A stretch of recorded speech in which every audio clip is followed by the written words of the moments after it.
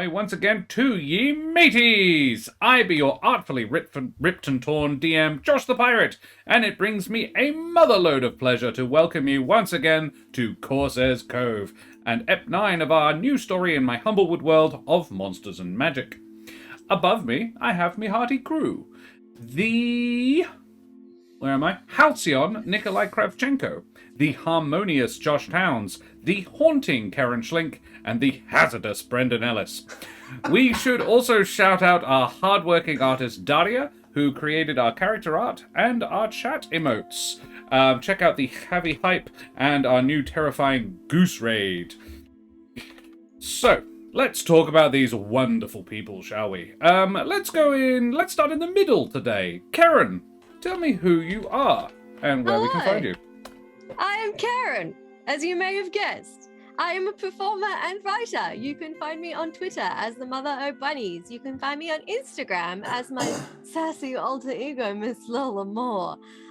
You can also find me on the D&D podcast, There Be Dragons, available where all good podcasts can be found. And if you feel like doing me an itty-bitty favor, I'm halfway through like a film competition thing with some friends. It's called Dead Point. It's about a terrifying shark, unlike my mate Birdie here, who just wants love and cuddles.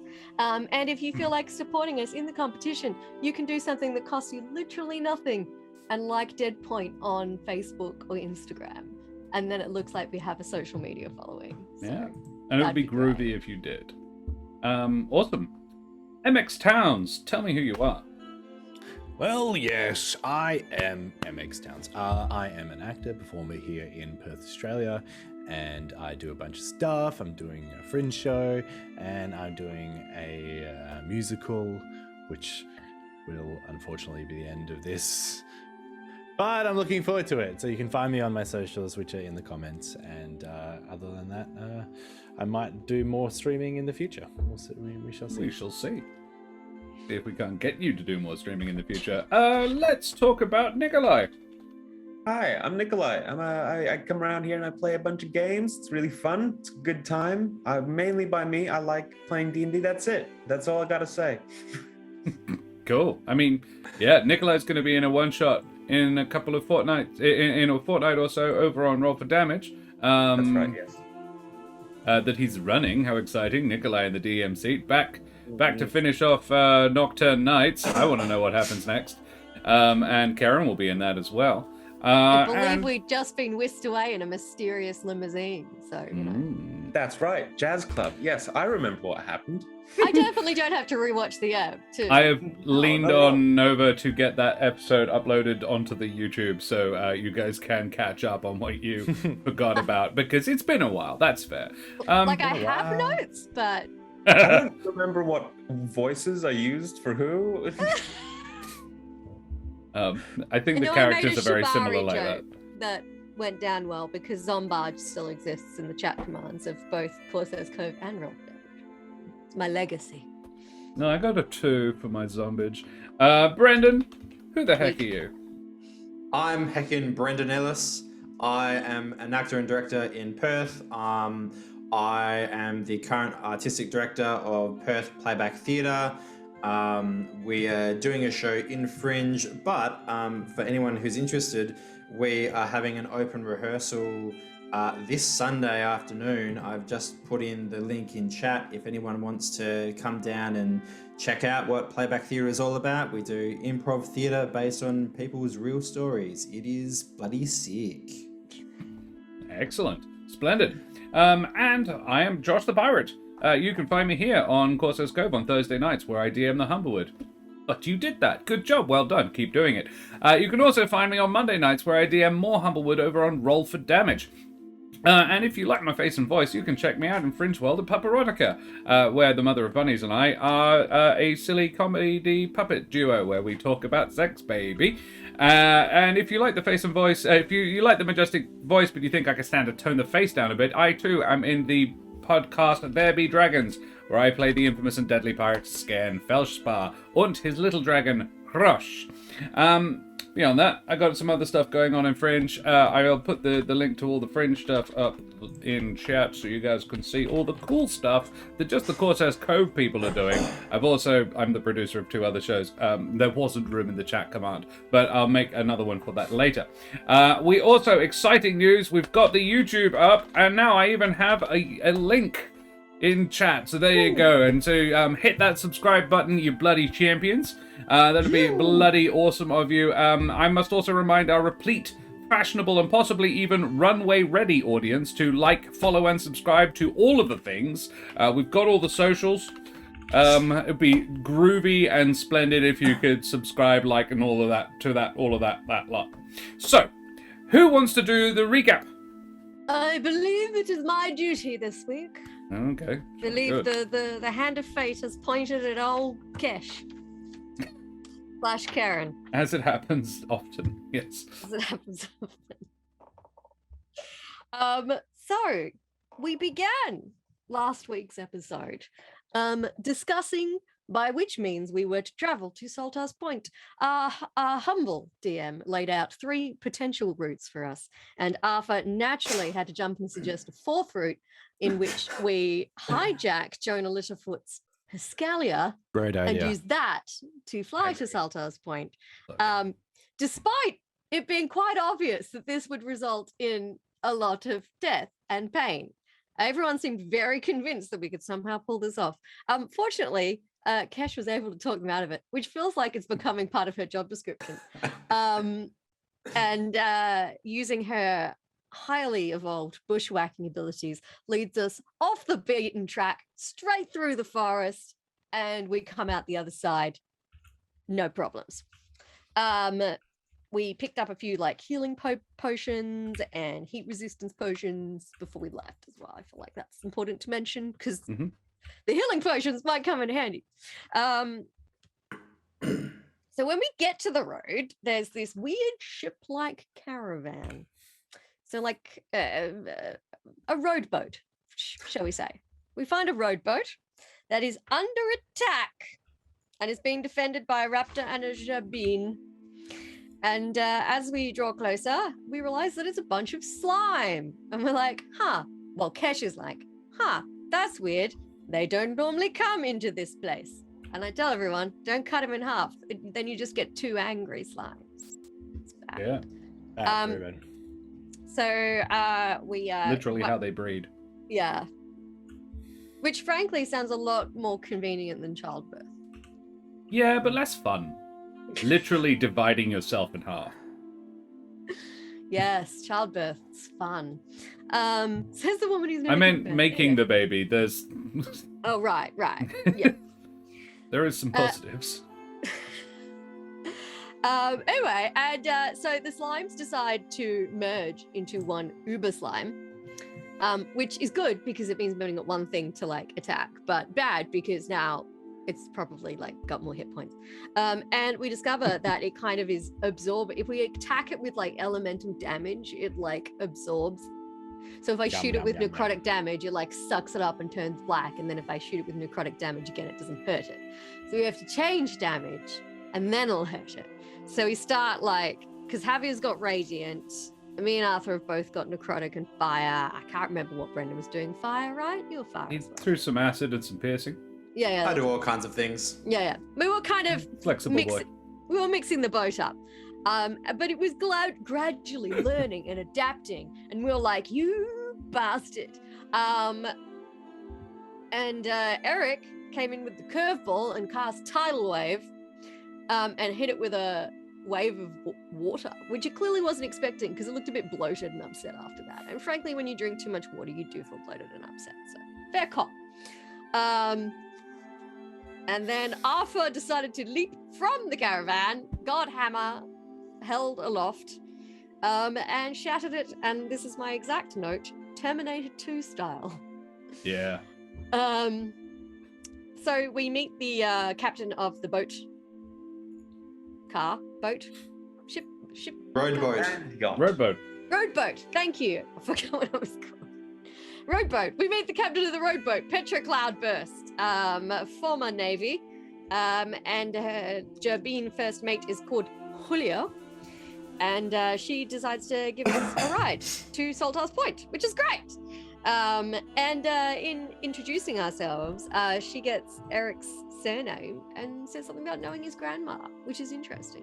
So Brendan's grandma might be known in certain boroughs. We'll have to delve deeper into that later. Julio cooks us fish and chips with mushy peas for dinner, like a fucking champion. And we get to know each other as we make our way towards the coast. And when we do reach the coast, we see a ship out on the water, just doing its shipping stuff, minding its own business. And then an enormous worm emerges from the ocean and it eats the shit out of the ship. And the crew as well. And the crew. And we're a little upset because holy shit, it's huge. And Petra's like, I knew the captain. And we're all like, oh dear, he's probably dead. So suitably, affected by this traumatic sight, we head slightly somberly into Saltspray Point, which is built into the cliff. We make plans to meet up with Petra later at her shop, which is made of a shipwreck, which is pretty boss. And she's gonna get the local goss and find out what the word on the street is about the worm. And we start climbing the tower to meet with the boss man about town, First Tyndale, who a forgotten fox person. Yes, Vulpin. Thank you. Yep. And Havier gets a mysterious paper plane note telling him to meet someone, and to avoid us noticing it, he eats it.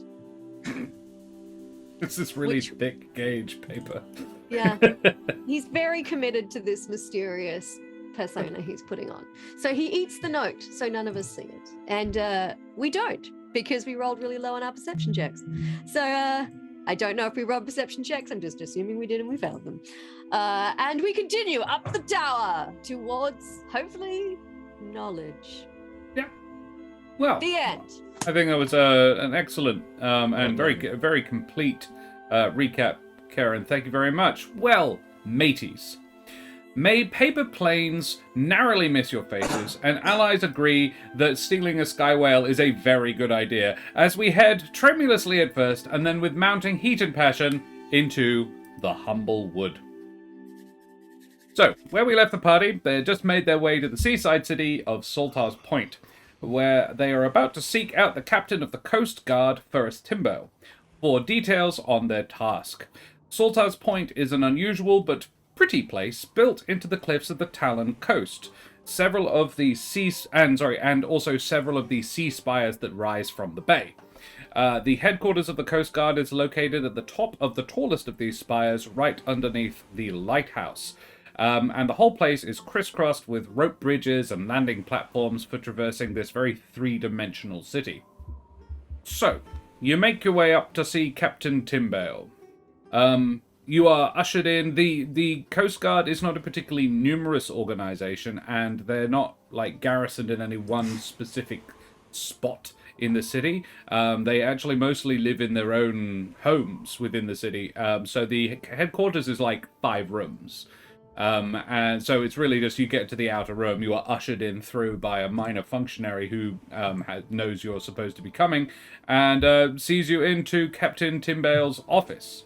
Timbale is a lean-looking Vulpin of middling years with a lopsided grin and an easy manner.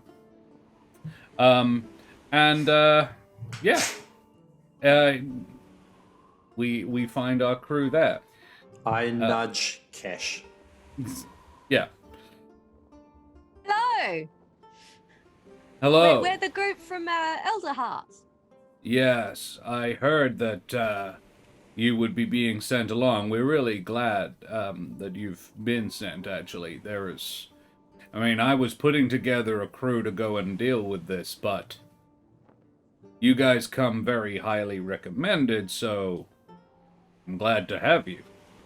Yeah, we saw your not-so-little problem on the way in. Yes. That is the 7th ship sunk. It's only recently been a problem, but It's a problem. I recalled our fastest ship. It is currently being outfitted for the task. I was going to send it, but you guys are ready to go, or I don't know, are you ready to go? I assume we're ready to go. Is everyone else okay to just? She won't be ready to sail until tomorrow's morning's tide, but yeah, if you, I can offer you guys room and board for the evening. I think That would be good. Yeah, we could. survivors as well. Give us a bit more insight on the beastie. There have been only a couple, and none who can provide a huge amount of detail. It is injured slightly. It appears that it has suffered an injury across the left side of its face, but I couldn't tell you the source. Neither survivor. There was he was a cabin boy aboard one vessel. We believe the first sunk. The lad clung to some rigging for 2 days before a fishing trawler picked him up. Brave kid. And a luma as well, not a seabird. Did a valiant job, good kid. And who refuses to go back out on the water, which I think is fair enough. And the other was an older lady who she was a passenger aboard a merchant vessel. She was traveling in from far side across the ocean. Her common isn't very good. An Elleran woman, and a trader, I believe. She's furious. I believe partially because she didn't like getting wet. But why was she on a boat if she doesn't like getting wet? Well, I believe the intention of boats, and correct me if I'm wrong, is to not get wet. In my experience, a lot of water gets on a boat. Like, doesn't matter how careful you are, it's gonna get damp. I think there's a difference between the damp that she was expecting to get and the damp she wound up getting. Look, that's fair. I'll take that. Captain, if it would be possible for us to speak to these two people, then I think that would be good. Also, you said that 7 ships have been lost. In what span of time? How long have these attacks been going on for? About a week. A week? Seven attacks in a week? One a day. That's good numbers. Yeah, if I wasn't so concerned about them, I'd be impressed with the creature's resolve. Do you know if he is eating the people or is he just killing? I believe it is mostly eating the people as well. It is, however, I would correct you, a she. I was going to say, the captain said it was a she, yes. Yes. Which is a blessing and a curse. The females tend to be larger, but also easier to spot. Because they glow. Oh. Are they very active at night? Or are they more kind of a daytime? I believe, I don't know a huge amount about the creatures, but the bioluminescence is more for hunting underwater. It's a lure. They can hold their breath for up to an hour and dive very deep in that time. This is extremely aberrant behavior. They normally feed on giant squid and stuff down in the deeps. They're not... they'll get defensive. Don't go near them if you see them, but they rarely attack ships. They don't normally bother. There's very little about a ship that would be interesting to them. They like something squishy. Dan, yes? You said that they can dive for an hour at a time. Do I know, based on my earlier very high rolls about these things, would I know what kind of sleeping or nesting habits they would have? No nesting habits particularly. Sleeping habits, much like fish, they don't really sleep. It's sort of like fish and whales. They can turn parts of their brain off, and remain semi-conscious whilst actually moving. But they are reptiles, not fish. They don't breathe water, so they do have to come up to the surface on the semi-regular. But yes, sleep is not something they really do. So, do they have layers? No. Sorry. Do they have layers? And yeah, he would say, mostly not that I've heard of. No, I don't believe they do. Most of them require, I mean, I believe they can come up onto the land, but they're not comfortable here. They don't move fast on the land. So most of them won't stay in the shallows. Which is why we haven't... I've sent scouting parties up and down the coast, but no particular luck, and I wasn't expecting them to have any. Finding a cove or something that it'd like to hide in. Seems like we need bait. Well, our thinking is send a big boat out looking for trouble into the waters where where you often find some. We're hoping it'll go for you, really. And then when it comes up, you kill it. I did have an idea, actually. Ereq, you said that they're pretty sensitive to light, right? Did I say that?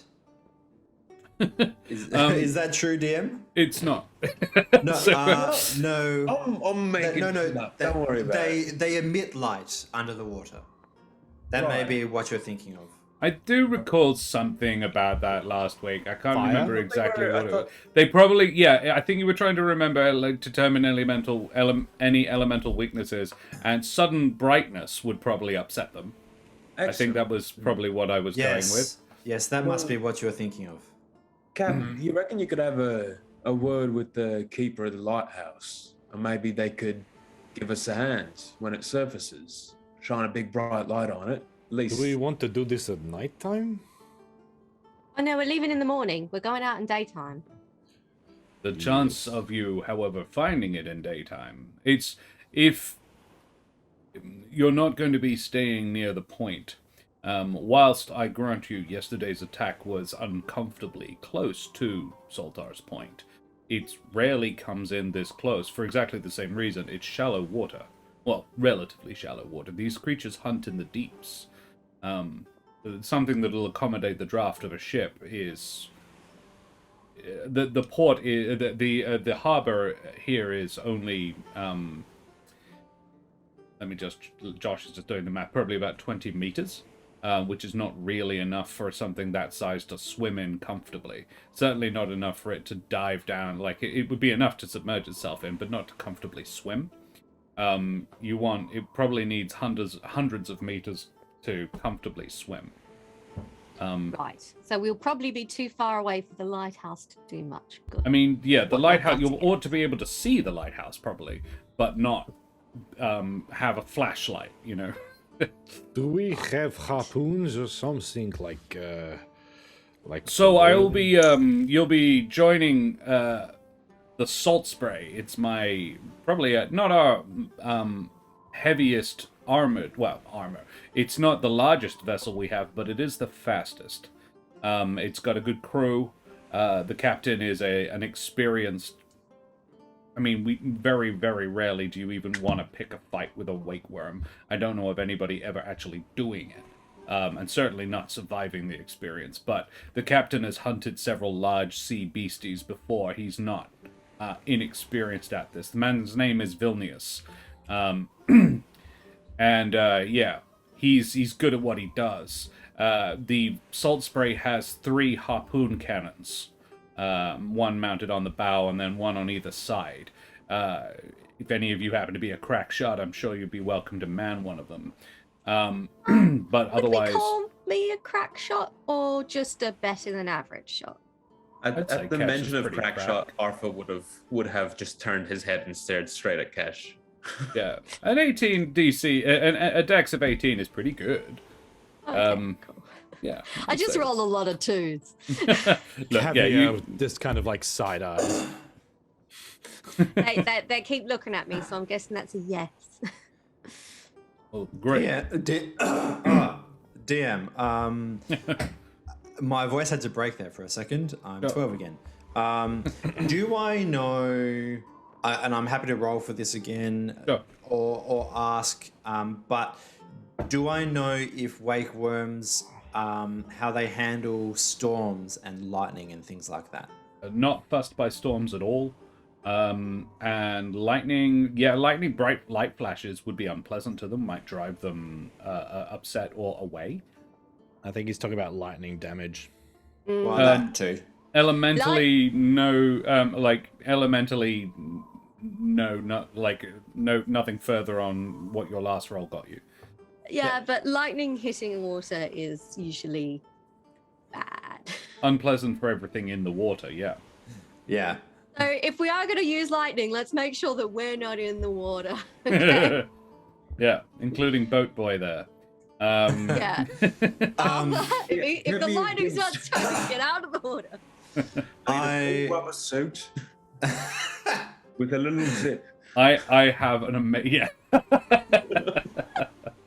Oh, I've got one of those.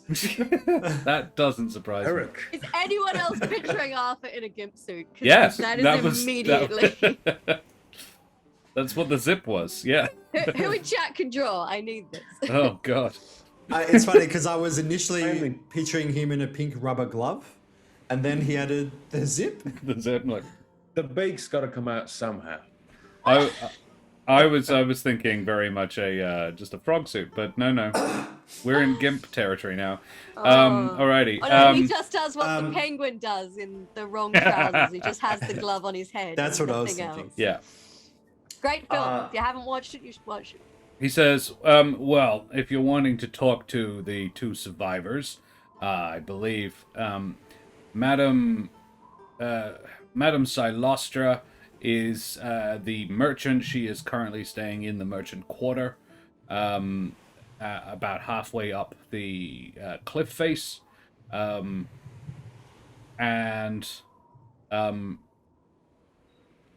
young Michael is, I believe, down working, getting odd jobs down on the docks. Josh frantically making up names for two NPCs he was not planning on you having to actually talk to. Silostra Captain, is a bit of a lazy name. I just played Warhammer Total War 2 recently. Captain, do you think that these people would have any pertinent information, or should we just skip it? Or are we just going to get... Intense backstories. I mean, yeah, you can get intense backstories and possibly a little bit more information. Basically, they might be able to fill you in on modus operandi. Yeah, does it attract from the right or the left? Because that's important. He wouldn't be able to tell you, but they could. He's will circumcised. Wait, It's a female. woman. Never mind. Oh no! Oh no! Does it Javier has identify... no idea. What are its pronouns? Yeah. Yes, we hit on that. We haven't yet managed to identify that. If I'd managed to determine that level of discourse with it, I feel like we'd be a lot further along with being able to We resolve might have this been able to peaceably. talk it into peacefully Yeah. going away. It's like, stop calling me a woman. In iron ships. Actually, I may be able to talk with it, which brings me to my next question of what do we want from this? Do we want to kill it, or do we just want to drive it away? Well, on that point, as I understand it, my instructions from the council are very much, if you can get rid of this thing, do so. They are not fussy about how. If it means killing it, so be it. But if that is unfeasible, which I personally think it might be, or if it's in some way possible, you are welcome to try to talk to it. If Our that's only something you can concern do. would be if we do drive it away, whether we have any sort of knowledge that it won't just come back. Well, if you can Well, that talk would to be it. a part of the negotiations, yes. Well, if you can talk to it, if it's willing to talk to you. Like, no shade on your skills, Ereq, but it might be like, fucked a Humblewood. Well, if that's the case, then we do our best to kill it, I suppose. But at the very least, I think it would be worth speaking to it to at least see if we can determine what has caused it to be so aggressive in the first place. That is a good point. That is I'm really curious about why on earth it's doing this, because it's so out of character. I can help. Great. What Well, way? he gives you a note, and he gives it to Kesh. He says, "Give this to the barman at the Fisherman's Basket. He will see you 4 rooms. I'm afraid it's not fancy, but it's clean. We've literally slept in the ground, so it's cool. Fair. Thanks. And yeah, you have room and board while you're in Salthouse Point there, happily. If there's anything more I can do to help, let me know. I wish you luck with your adventure. The salt spray is in dock currently, but it's being fitted out. They probably won't need your assistance with that, but if you want to help, you can.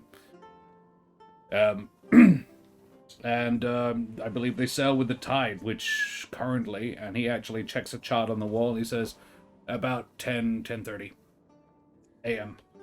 Right? Don't even have to get up early. It's nice, isn't it? I was braced for him to say, like, 6. 6:30. Like,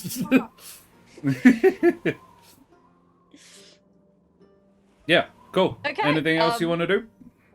Ask Kesh him. will kind of look around to check that everyone's cool. I would like to talk some more details about a plan, but the 4 of us can do that in our lodgings. If Maybe that's over more a fisherman's convenient. basket. Yes, maybe. Yes. Make some friends. Do that while I'm drinking. All right. Cool. You head away from Timbale's office. And yeah, where do you go? What do you do? It is late afternoon. Well, Sorry. do we want to go and talk to this merchant and this cabin boy? I think it is probably worthwhile to see if they know anything else, but do we want to talk about our approach first or after? Well, we might have to change it depending on what they have to say. So I was going to propose that we go and talk to these 2 people. We can do it all together, or we can split up. And then we head over to the Fisherman's Basket, get ourselves a Fisherman's Basket. And while we're eating it, we can work out a plan. Sounds good to me. Yeah, we could split it up. 2 of us take one of the victims.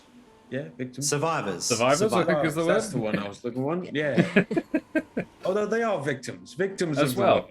Yeah. Victims and survivors at once. Cool. Well, Arthur, do you want to come with me, or Javier and Ereq? Do you want to? I was gonna say on the note, where did she say to meet her again? The note said to meet her in the Southern Cross Inn. Right. So. And you actually would have driven past it or walked past the Southern Cross on the way in, because it's near the top of the cliff. Cool. Okay, me and Javier then, huh? Where are we going? To one of the locations of one of the survivors that we were told. Who would you rather talk to? Madame Sylvester, who's the merchant who didn't appreciate getting wet? Or Michael, the cabin boy, who now needs to find a new career because he's scared of the ocean? Which is fair. Yes, her name is Madame Sylvestra. That's better than Silostra, which is a direct ripoff. Sylvestra. Yes. And I what race did he say that she was? She is an Ellerin. It's not a normal humble folk race because she is not from the wood. She is a cat folk from outside the Humblewood. Ellerin are canon in the larger Eviden and will be part of Book 2. There is, however, an Ellerin merchant in the Humblewood that Kesh knows. Eliza. That you traveled with for like a day, and Eliza was like, "Is she gone? Oh, why are we not talking about that? Okay, whatever." Let's go to the the one. captain said that she had some difficulty communicating. So, does anyone have any experience in that language? What language? Whatever Ellerin. Ellerin speak. I'm a master negotiator. You're Okay. saying you're a master debater? I am a master debater, that too. There it is. Oh, Both of the things. I'd like to think of myself as a master debater as well. I mean, we're I'm sure in our minds, we're all master debaters. We should debate sometime. I think we should do like a group. debating session. Give me We a could circle. go around debating. Yeah. Ereq is just looking straight at Kesh. Well, Ereq has a cloaca as well, so he can be shape. Anyway, Well, how about I go with the master negotiator to talk to our master, Madam Sylvester. And you two can go talk to Michael, the cabin boy, down on the docks. I'll watch Javier make friends with Michael. He'll love it. He'll be Yeah. scared of the land too. I'm excited for this. Okay. All right. Well, let's do Javier and Ereq first. But to be safe, You too. No debating Yes. with strangers. use protection. So you two head got and me talk hammer. to Michael, the cabin boy. Oh, I missed a trick. I should have called him Roger. Never mind. Because there weren't enough bad sex puns That's in true. this show. It's so nice that these guys have a weekly innuendo joke. Yeah, it's so nice that they only have one, Omi. All right. Yeah, you go and find this little Luma boy who is doing his level best to be a stevedore now. And yeah, he's actually helping load up supplies onto a ship that you recognize the nameplate of. It's the Saltspray. So you get a look at the vessel that you're actually going to be getting on. But yeah, he's loading a net, like a cargo net that's going to be hauled on board. And he is putting his back into it, but he is a scrawny little 10-year-old Luma, which is like a pigeon person. And Luma tend to be quite small anyway. The kid is 2.5 feet tall. And he's only managing the smallest of packages, but there's a couple of other big stevedore blokes that are really being here, you get that one and I'll get this one, kiddo. And putting his big things on his shoulder. It looks big on him, but it's not. It's this little crate of grapes. And So we're moseying up. hey, We're there. We're Yeah. seeing them. you head on over. You see a young Luma child working on the docks. You think that's probably him. You take the lead, Javier. Hello, little seaman. Hello. We're not getting away from anyone. Hello, little seaman. Hello. Hello.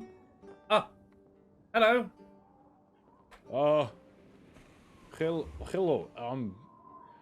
You saw something big and scary, didn't you? Yes. The look he gives you is very much that he is seeing something big and scary right now. But yeah, he sort of brings himself back to that. He says, the wake Yes. Yeah, I saw it. Yeah. Why? Yes. So we wanted to kill it, but first we wanted to check in with you to see I'm if not you coming. noticed. No. You don't have to come, little seaman. You just need to tell us how when we come to when we get there, we need to kill it. So just tell us the best way. Oh, I don't know how to kill it. Okay. Could you describe the way that it approached your ship? It was under the water, and then it came up and bit the bow off. Oh, the bow. Is Yeah. it the back or the front? That's the front. Oh, okay. That's not good. That's not what is usually meant to happen to boats. One of the best bits, it's one of the really front important bits fell of a off. boat. Yeah. The front fell off. And did it bite it from below, or did it emerge first so you could see it and then it bit you? The boat. I think it came up and looked down at us for a minute. Well, not a minute, but like a few seconds, and like it seemed like it wanted to. Maybe it wanted to scare us. Did it seem like Oh. it was? We've been raided. Apologies. Favorite raider votes up in chat. Throw that goose raided raid us? up in chat. Raid, It thank you bit off so the front much. of our boat. I'm guessing it was Dreaded GM. Yes, it Dreaded was. GM, thank you so much for the raid. How was your show? I've got this worked out now. Shout out at Dread. Make a bunch Guys, of fun. if you want to see some Hey. more amazing D&D, head on over to the Dreaded GM and check them out. Thank you so much for the raid, Dread. You bloody legend, you. Guys, yeah, Dread is a lovely person and a good friend, and welcome. We are playing Humblewood. We are talking about how to go and kill a big wake-wyrm, which is a giant sea monster, very nasty beastie. So we're talking to the survivor of one of the attacks of the thing. And so yeah, thanks very much for the raid. Chuck us a follow if you fancy it. And yeah, we shall get back to it. Poor old Michael, he is, what's the next question, sorry?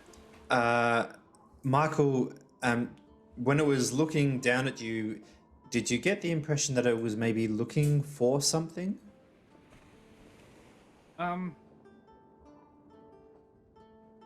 Honestly, thinking back, maybe, but at the time, I was not thinking about, oh gosh, I hope this thing isn't looking for something. I kind of thought it had found something.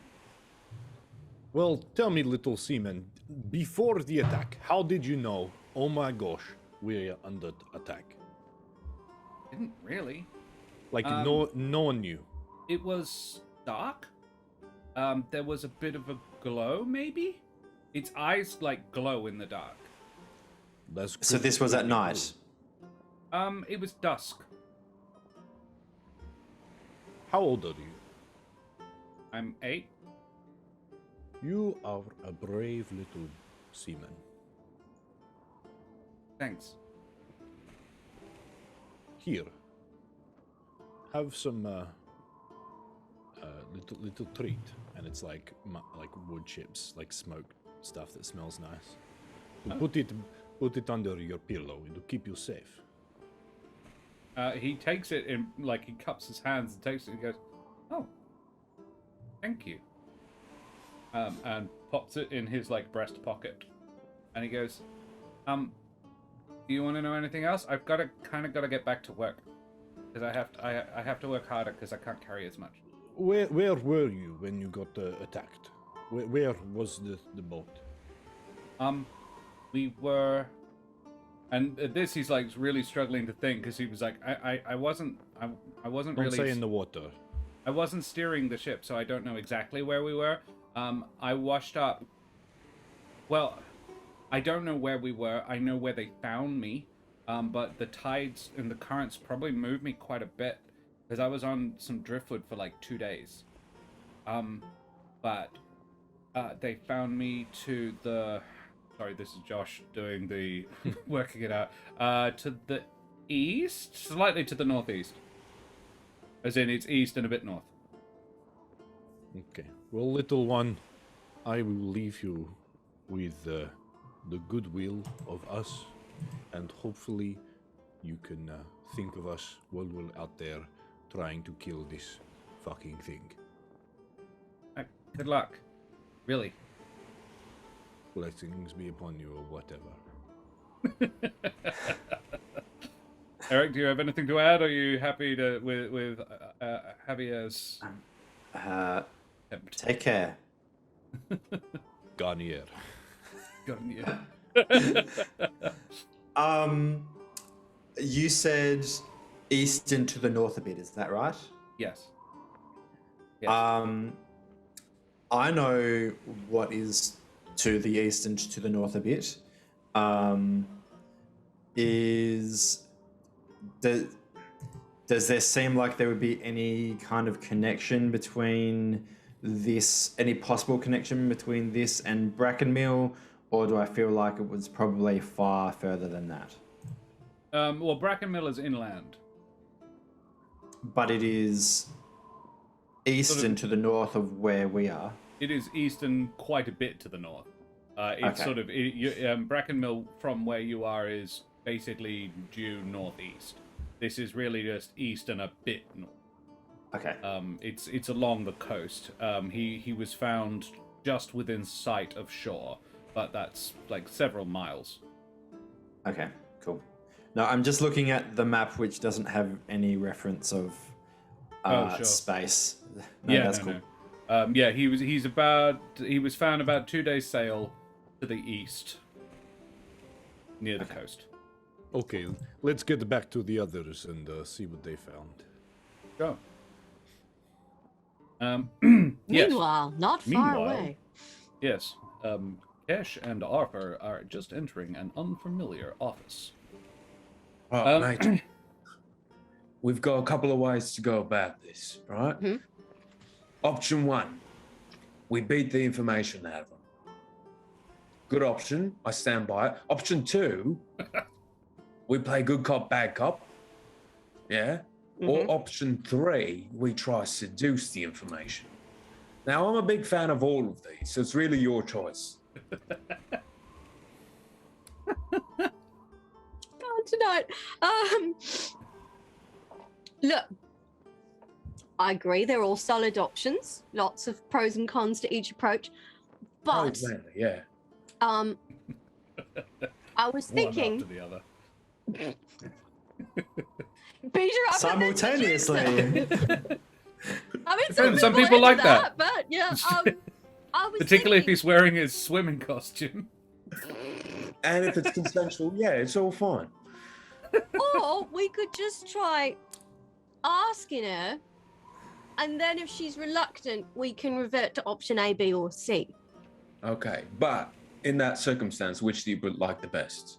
So A was beat it out of her, Yeah. and C was seduced it out of her. What was B again? Good cop, bad cop. Oh, right. Have you considered bribing her? Yeah, but I don't have much money left. And we're doing this to get money, so it seems a bit counterproductive. Well, let's hope she's feeling in a generous mood.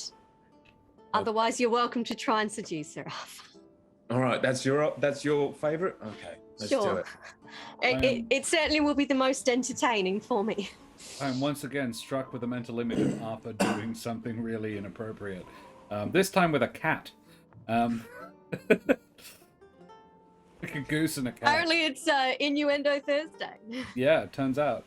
Okay, yeah. So, yeah, you find yourselves at the...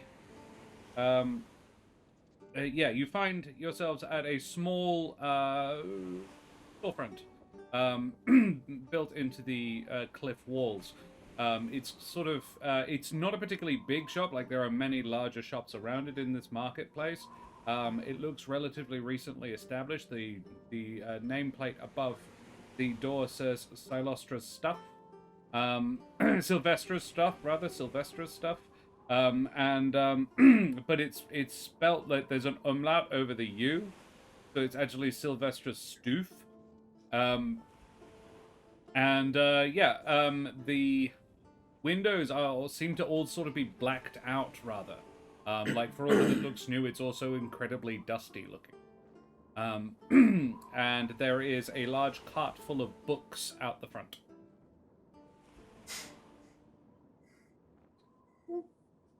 I'll open the door and go in. If the door is unlocked, I will be entering Sylvestra's Stoof.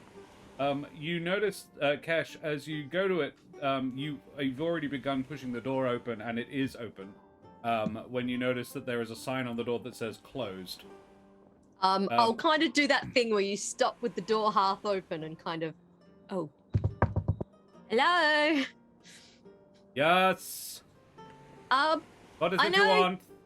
I know the sign says you're closed, but I'm actually not here on Stoof-related business.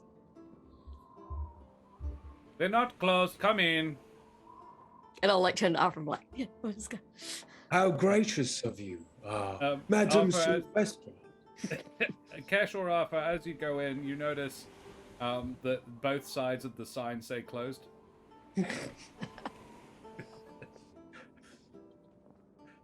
Inside is dingy and full of just ranks and ranks of shelves. It appears that most of what Sylvestra sells is most of Sylvestra's stoof is books and other related parchments, manuscripts, that sort of thing.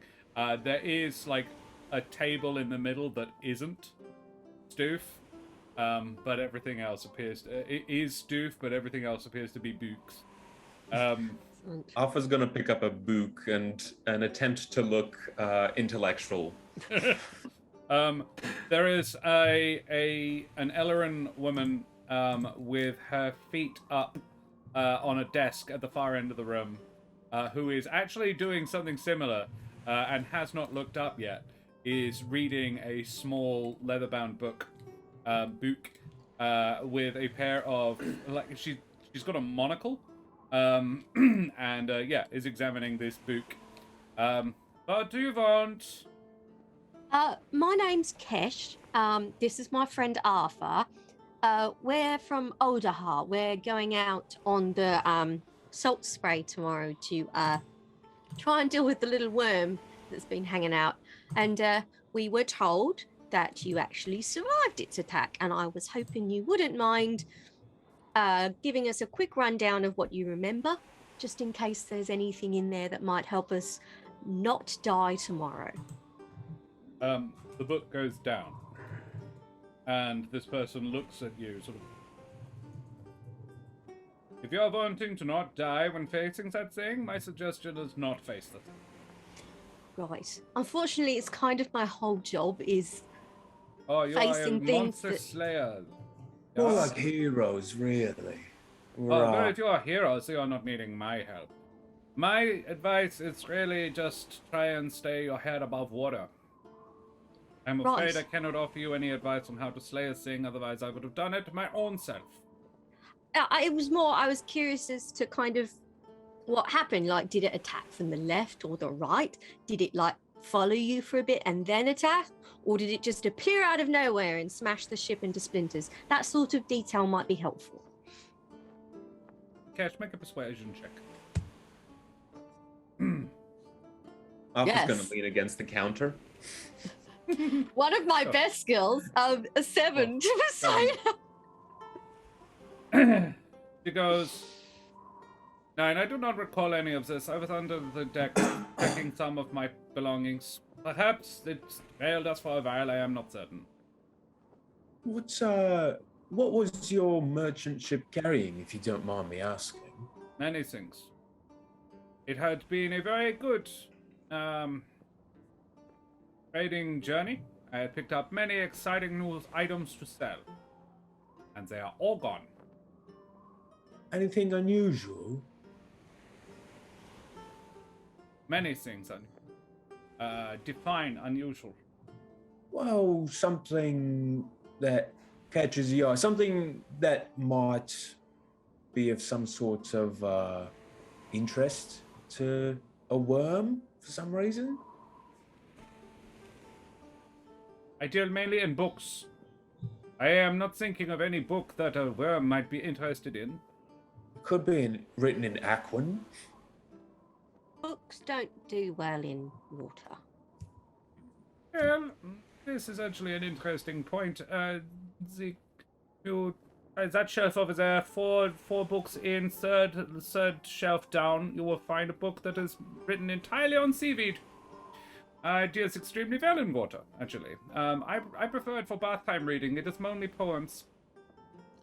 I like poems. I don't like baths. Me neither. But the reading is very pleasant. I love reading. I've read so many books. So many. So much. Very well read. His library smells of rich mahogany. This library smells mostly of dust, and actually wet cat. She is dry now, but it looks like not necessarily a hugely new state of affairs. She says, "I am sorry I am not able to be more of assistance. No, I do not believe I had anything on my shipment that a worm would want to eat. No, I did not see anything unusual about its method of attack other than the fact that it did it at all. As my understanding, it is not a common thing for it to do. Otherwise, no one would use boats." Can I do an insight check on that? Yeah, Just okay. on the anything unordinary on the. Yeah. Oh, She a secret smuggler. what, like the other person you met in this place? Yeah, every merchant we've met is a smuggler. A 9? Yeah, she seems bored of this conversation and like irritated that it's happening at all. 25 to insight this biatch. Okay. Kesh, you think maybe there was something about her response regarding the whether or not she had anything interesting in her shipment? Whether or not, like, you don't think she's being cagey because she thinks that there was something that might have drawn a wakewyrm. But yeah, there was definitely something. She's upset about having lost it and is trying to mask how upset. Kesh is going to process this information more rapidly than Karen is right now. It must have been really hard losing your entire shipment like that. Yeah, it was. I mean, it was insured, but most of it was. Some of it is impossible to insure, and even if you could, you can't replace things that are basically unreplaceable. Is there anything else? And she checks out your rank tab and says, "Oh, Technically, I'm here in an unofficial capacity, so the rank's a bit of a weird one right now. Just to be clear, and I'm not insinuating anything at all, I'm just saying that if there was anything on that boat that you wouldn't necessarily want someone like me to know about, I am not here in that capacity and could very well hear absolutely nothing if you were to talk about it." Yeah, we were criminals before we joined the Wyrmwyrm Brigade. Smack her on the arm. Dude. make a persuasion check." I'm not sure to give you. I'm gonna make it flat. Like, I'm trying to decide whether or not Arthur's comment was helpful or not. Eat on that. Turns out, yeah, it was. Was that a straight 20? That was a flat 20. I have no bonuses. Nice. Turns out Arthur's comment was extremely helpful, and she goes. She takes her feet off the desk.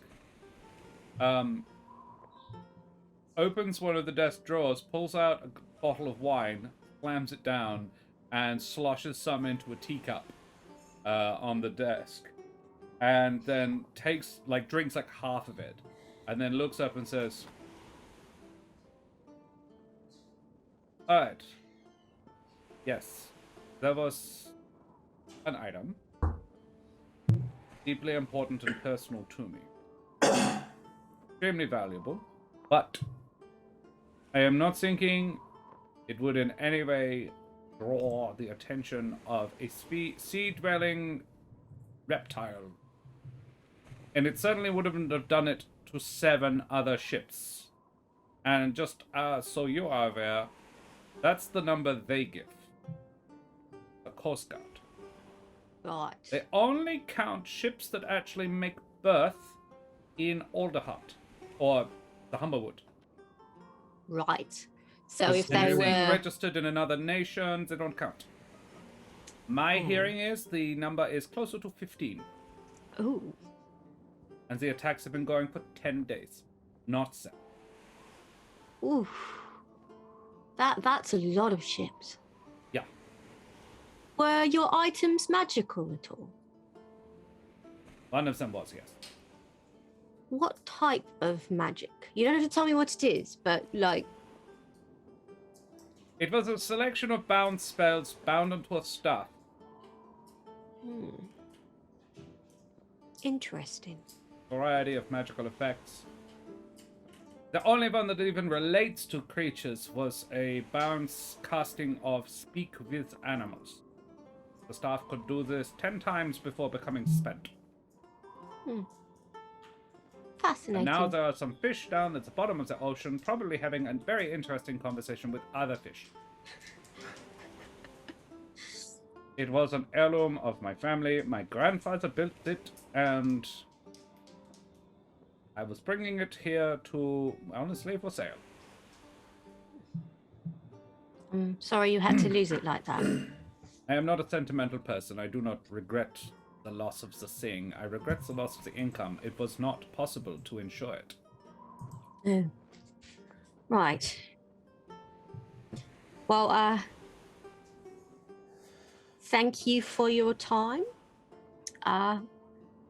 If we find a magical looking stick wedged in its scales, we will bring it back for you.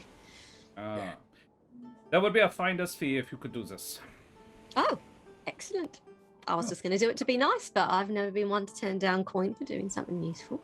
No, it would be to my significant financial benefit. So, if you can locate me the staff, yeah, I would certainly accept and be happy to recompense. Thank you for your visit. Next!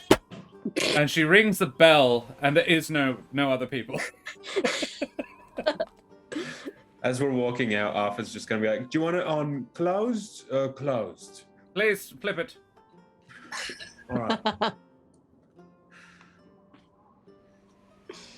Guess we catch up with the game. Fisherman's basket. I need a drink after that. Yeah. Yep. No, I don't. But yeah. Thank you for making me make that one up. That was fun. I need a mocktail after that. I need a delicious juice with, Sure. I don't know, chunks of fruit in it. You make your way back to the fisherman's basket. Javier and Ereq, do you make your way to the fisherman's basket? I've just, I was going to have a bit of a walk around and get a bit of a lay of the land. Oh, sure. Do you want me to come with you? No, I'm just going to, talk with my guy. Your what? Your guy? Yes. I need to be a bit alone for this. Okay. You know how you've got the guy, like your little guy that comes in and out of your arm? Yes. I've got the guy. Who comes in and out of your body?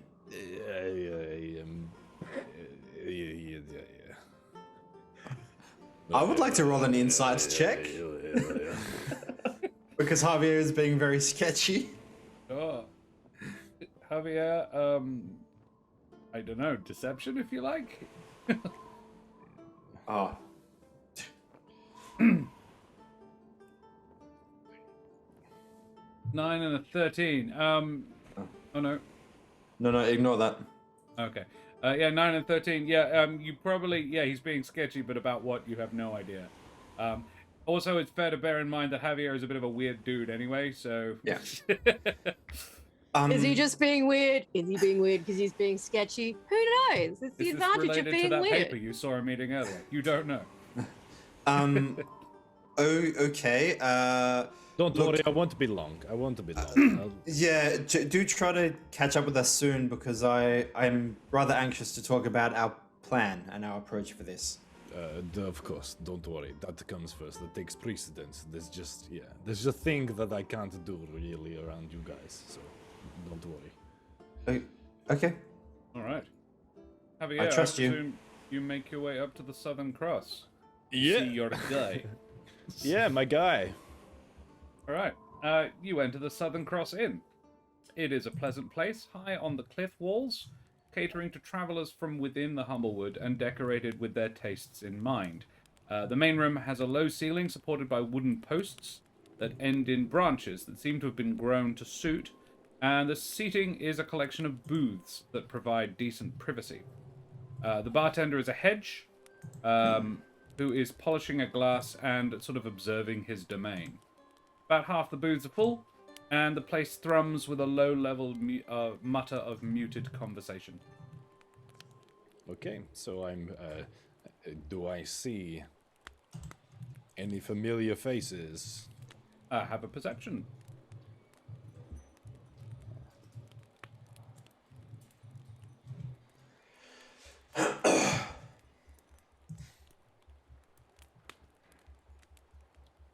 $15.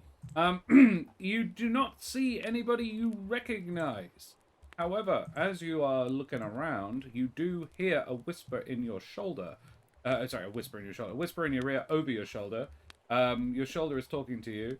I'm around the corner in a booth up the back. Okay, so I move around the corner in the booth at the Obeying back. this instruction, you head around the right, head around to the right, away from the bar. At the back of the room, you can make out a cloaked figure sitting in the booth furthest from the door. As you approach and sit down, the figure removes their hood and looks at you sternly. The figure is an older woman, a gallus with the appearance of a peacock, and she looks like this.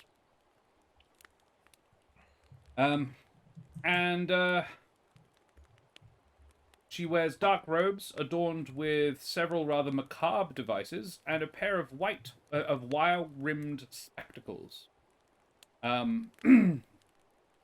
We were rather in the middle of something, Javier. I do hope you're not wasting my time, young man. I would not do this if it weren't a bit pertinent on my half. You know, it seems I'm becoming a bit restless with what I am to do next, and I think I want to do more now. I need to move it along. You know, you've taught me so much.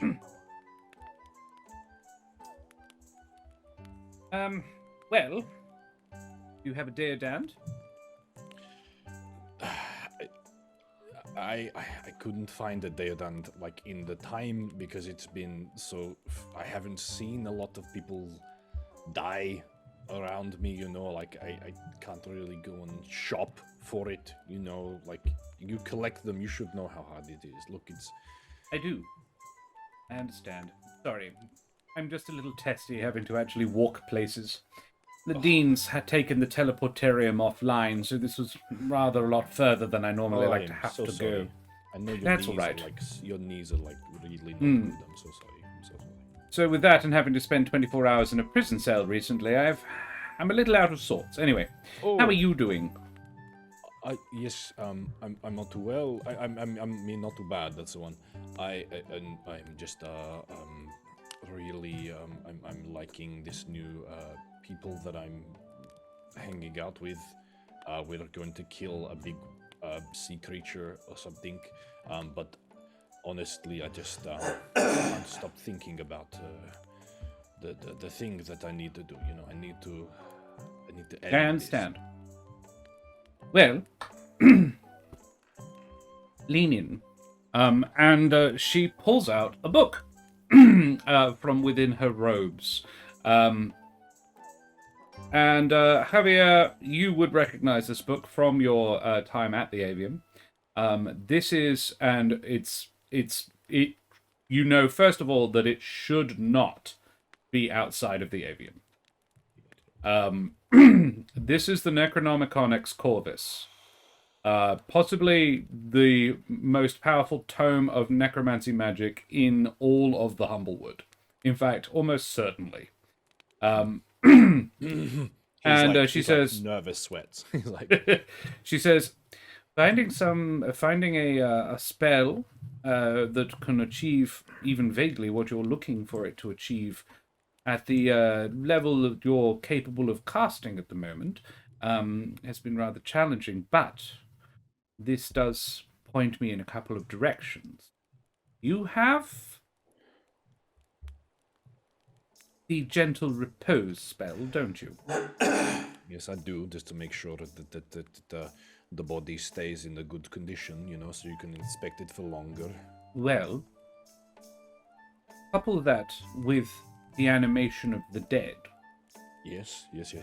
a dual casting, combined with a deodand, to provide soul power, essentially, Right. can result in a creation that is significantly more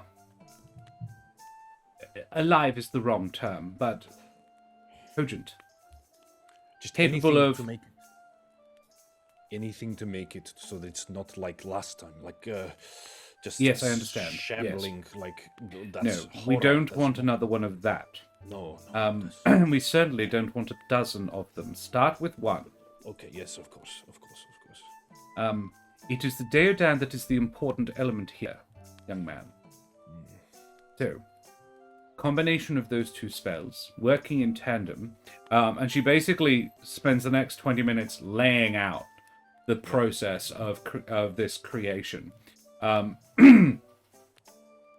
She says, I can't allow you to keep the book. None of the others can know how any of it works anyway, but it does need to return to the avium with me. But it's safer with me than Mordain anyway. This was quite well demonstrated recently.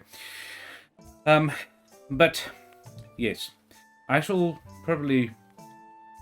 The sea air is bracing and the dean is irritating, so I shall probably remain in the in Saltar's Point for a couple of days and do a bit of sightseeing. I haven't been here in ages. So if you happen upon a deodand in the next couple of days, come back and see me. And we shall look into this. All right? All right, I'll let you know as well. I had a vision. Would you tell? Yes, a vision. So I told you about my my uncle who died. Yes. And, it's kind of like been a big point for me. I need this to work for the sake of everyone. But he spoke to me again. I mean, that's kind of what kicked it into gear for me, you know. Did you So see the creature? The being? No, it was my uncle, and it was shadow, just nothing, drenched in shadow. I felt the very, very source of death, just. Yes. But yes. Make a point. You're not an idiot. Make a point. Do not agree to anything that creature offers you. Offers from them, you will always be the worse off. No deal can be trusted. Not from that one. Okay. Use them. Don't let them use you. Okay, I'll try. I'm just so gullible sometimes. She takes one of your hands with hers and squeezes it gently, then pats it in a sort of grandmotherly way and says, and pops her hood back up and says, go on then. Go and kill that worm, would you? Thank you. I'll try. Okay, let's go. Very well. You do that. I just kind of like nod to everyone on my way out who's not even paying attention to me, just like. Yes, you actually attract a bit of attention. Yeah. Yes. Hello, good evening. Have a nice time. day. Thank you. And then I may make my way back. Very well. At the Fisherman's Basket, Ereq has reserved a table with 3 cocktails and 1 mocktail. Cool. But You I do that. imagine that the Fisherman's Basket probably doesn't have much in the way of cocktails and mocktails. No. So it's probably just like Basically, a it's like plain lemonade. mug. Yeah, with Lemon, lime, and bitters. Yeah, it's 11 Yeah. lime bitters. Technically, it's got 3 ingredients, so yes. it qualifies as a cocktail. with like And a lime crab and leg critters. sticking out of it. It's actually got a crab leg holding an umbrella Yes. on the edge. Oh, it's sweet and savory. Oh, That's homie. Convenient. Gifted 2 gift subs. Thanks very much, Omi. Good on you. That puts Oh, us wow. only 9 subs away from our next emote. And we have our next emote made up already. And in fact, I will allow chat to choose which one it is because we've got 2. We have a heart emote based on Ereq's feather, and we have a Kesh saying hi. So you guys can choose. How about that? Yeah, suggestions, opinions up in chat. Very well. I'm gonna just a tiny bit rotating to me. You are in the fisherman's basket. I would say Ereq gets there first, and Kesh and Arthur quickly afterwards, and Javier. The conversation wasn't particularly long, but getting up to the top of the cliff and then back down again probably takes about 5-10 minutes. But if you wait for Javier to get there before you actually really start getting into the nitty-gritty of your conversation, we shall say Javier arrives as you are just polishing off your first round of cocktails, and a second is brought. Kesh would have ordered, like a couple of fishermen's baskets to share, with, an array of seafood. When on the coast, Yeah, exactly. eat seafood. When on the coast, do what Karen doesn't do. Yeah, do what Karen just Never can't, does. and enjoy seafood. Yes, it's sweet and savory, just like you. Cheers. Thank Yes. you. Occasionally salty. Yes. Go. Was everyone enjoying their non-alcoholic beverages, eh? Oh, Get me no. get me quite buzzed for a non-alcoholic one. Oh, that's because it's alcoholic. Oh. No, not Arthur's. Arthur's is a mocktail. Yeah, I could tell. Well, I yes. was hoping the crab juice would distract you. It's in for a little bit. Crab juice. It's fermented. Never Nope. say crab juice to someone who's eaten crab. There is a thing in the original Dune movie where one of the Harkonnens gets like a mouse in a like a press and squeezes it and then drinks the juice from that. I'm imagining a crab in a similar situation. You just drinking crunchy. freshly squeezed crab. There's a bit in Castaway, which I rewatched recently, where he breaks a leg off a crab and the most disgusting goopy liquid just drizzles out of the crab leg. And that's when he decides he needs to make fire. And I relate to that so hard. Yeah, Karen has never more powerfully needed to make fire than when she tried to eat raw crab before. Cool. Anyway, you discuss things. Go. I slide the discussed fisherman's things. basket down to Javier so he can have a cooked crab leg. Thank you. I will be having a stiff drink. Yes, well needed after that slime incident. What the fuck was that? Shit. Yeah, that was very weird. That was fucking awful. There's a bunch of creatures acting odd lately. It's like everyone's kind of been a little jolted and they're turning up places they're not supposed to be, doing stuff they don't normally do. So something a bit bigger is going on, you think, maybe? Well, we could just say that it's kind of because of the whole breach between the planes and all the fire elementals kind of storming in and then being kind of shoved back out again, and whether that could be considered a jolt. And Damn. we're just kind Does that sound about right to me? Or does that sound a bit out of depth? I would say it doesn't really track. Whilst it is all, there is an element of this is all very unusual and happening all at the same time. Why would a wake-worm be being weird because of a rift between the plane of Earth, the plane of fire, and the material plane? There are just if there is a correlation, if there is you're missing a piece of the puzzle if you're trying to see how it's related. The elemental slimes, it's worth noting that not all the slimes were elemental until they all combined together. they weren't that far away from where slimes live and are well known to live. It's unusual to have such a large agglomeration of them attacking a merchant that far from where they normally live, but it's not unheard of, it's just unusual. So there's a lot of unusual shit. But it's the unusual shit that's noticeable. So Yeah. it's if there is a connection, you don't know it yet, I suppose is the point. There's certainly correlation, but that doesn't necessarily indicate causation. Hardly no. If there is a connection, the opening of the fire plane certainly wasn't the cause of it. Well, okay. So what now? We need to discuss what are we going to do. What are we capable of doing against this thing? Yes. Well, this is something that I've been doing some looking into. I spoke with some of the tenders before we left Alderheart. So I'm quite excited about this, actually. I can do a few things. I can make it so that we can all breathe underwater. Amazing. That's good. I can also make it so that we can all stand on top of water. Interesting combination, but I'm rolling with it.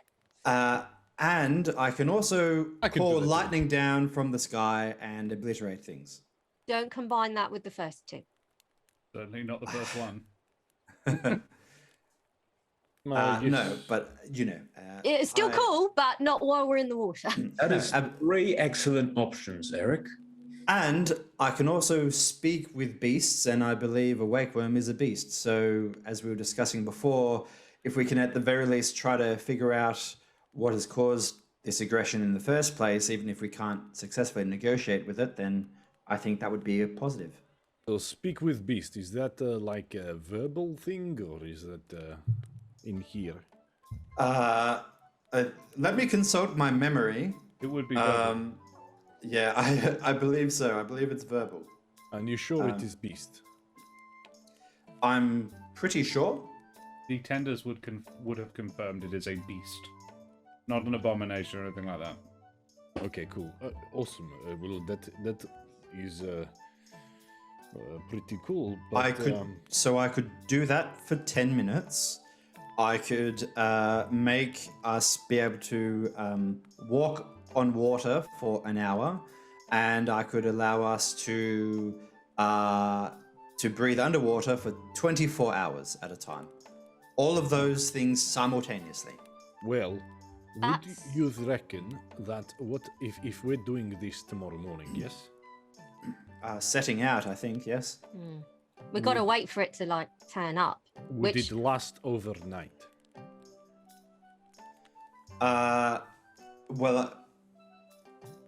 The breathing underwater will last for 24 hours, so I was thinking of casting it before we go to bed. Yes, that's a good idea. But if to save you some time, I can also make us walk on the water.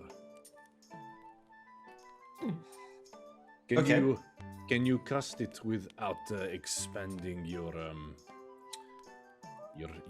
spells? Yes, I can. Excellent. But I was planning on, if I don't need to prepare that spell, then it's one more other spell that I could prepare. I was planning on swapping out my breathing underwater spell after I cast it tonight. But if I don't need to have the walking on water spell, then you could prepare that and I could prepare something else. Is there anything else you could use instead of that? I'm sure that there would be, but not that I would be able to figure out in a short period of time. Give me a couple of hours.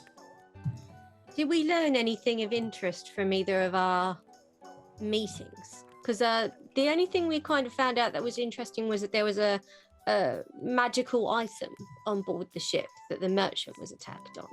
And But that there's a lot more ships than what the council has been telling us that have been She reckons there's been 15.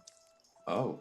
in 10 days, not 7. Yeah, but some of them are older heart ships. They haven't been counting them. That frequency is quite troubling. I was already concerned when it was daily, but if this thing is going out of its way to attack things almost twice a day, then That's bad. It's very Ye- bad. yes. Javier did a very good job of speaking to the young seaman. The little cinnamon, yes. Yes, the little young seaman. And he told us that the bow was bitten off first, but Which is the front of the boat. yeah, yes. We also learned that the bow is the front of the boat, but it loomed over them to look at them before attacking, only for a few seconds. So we might get a bit of warning. It also glowed. Not much. It glowed. Yes, but I believe that's probably its bioluminescence. It attacked at dusk. It might be worthwhile figuring out whether it only attacked during the darker hours from the rest of the witnesses.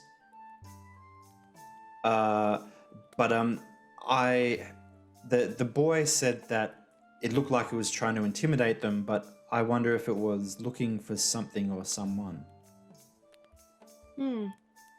I wonder if there are any magical items on that ship. He certainly wouldn't have known. No. But if we can talk to it, it's worth asking if it's looking for something. Kesh and Arthur, I will remind you, you're the one that attacked. The attack that happened to Sylvestra was a daytime. Daytime. Yeah, Sylvester's ship was attacked at daytime. And the one we saw yesterday was also a daytime attack. Yes. So this magic item, do you think that is important? It was important to her. She's quite annoyed that it's been lost. But whether it... Like, it wasn't really... It's like a magical stick, and that can kind of cast spells. Yeah, I'm not sure that the worm would have wanted it. Yeah, I don't know what use a worm would have for a stick that casts spells, unless it was just generally sensing the magical presence of the item. And That's possible. So we go or out could be a tomorrow. coincidence and it means nothing. If we want to try to look for it, did she tell you where her ship was attacked? Because I could take a spell that would help us to find an object.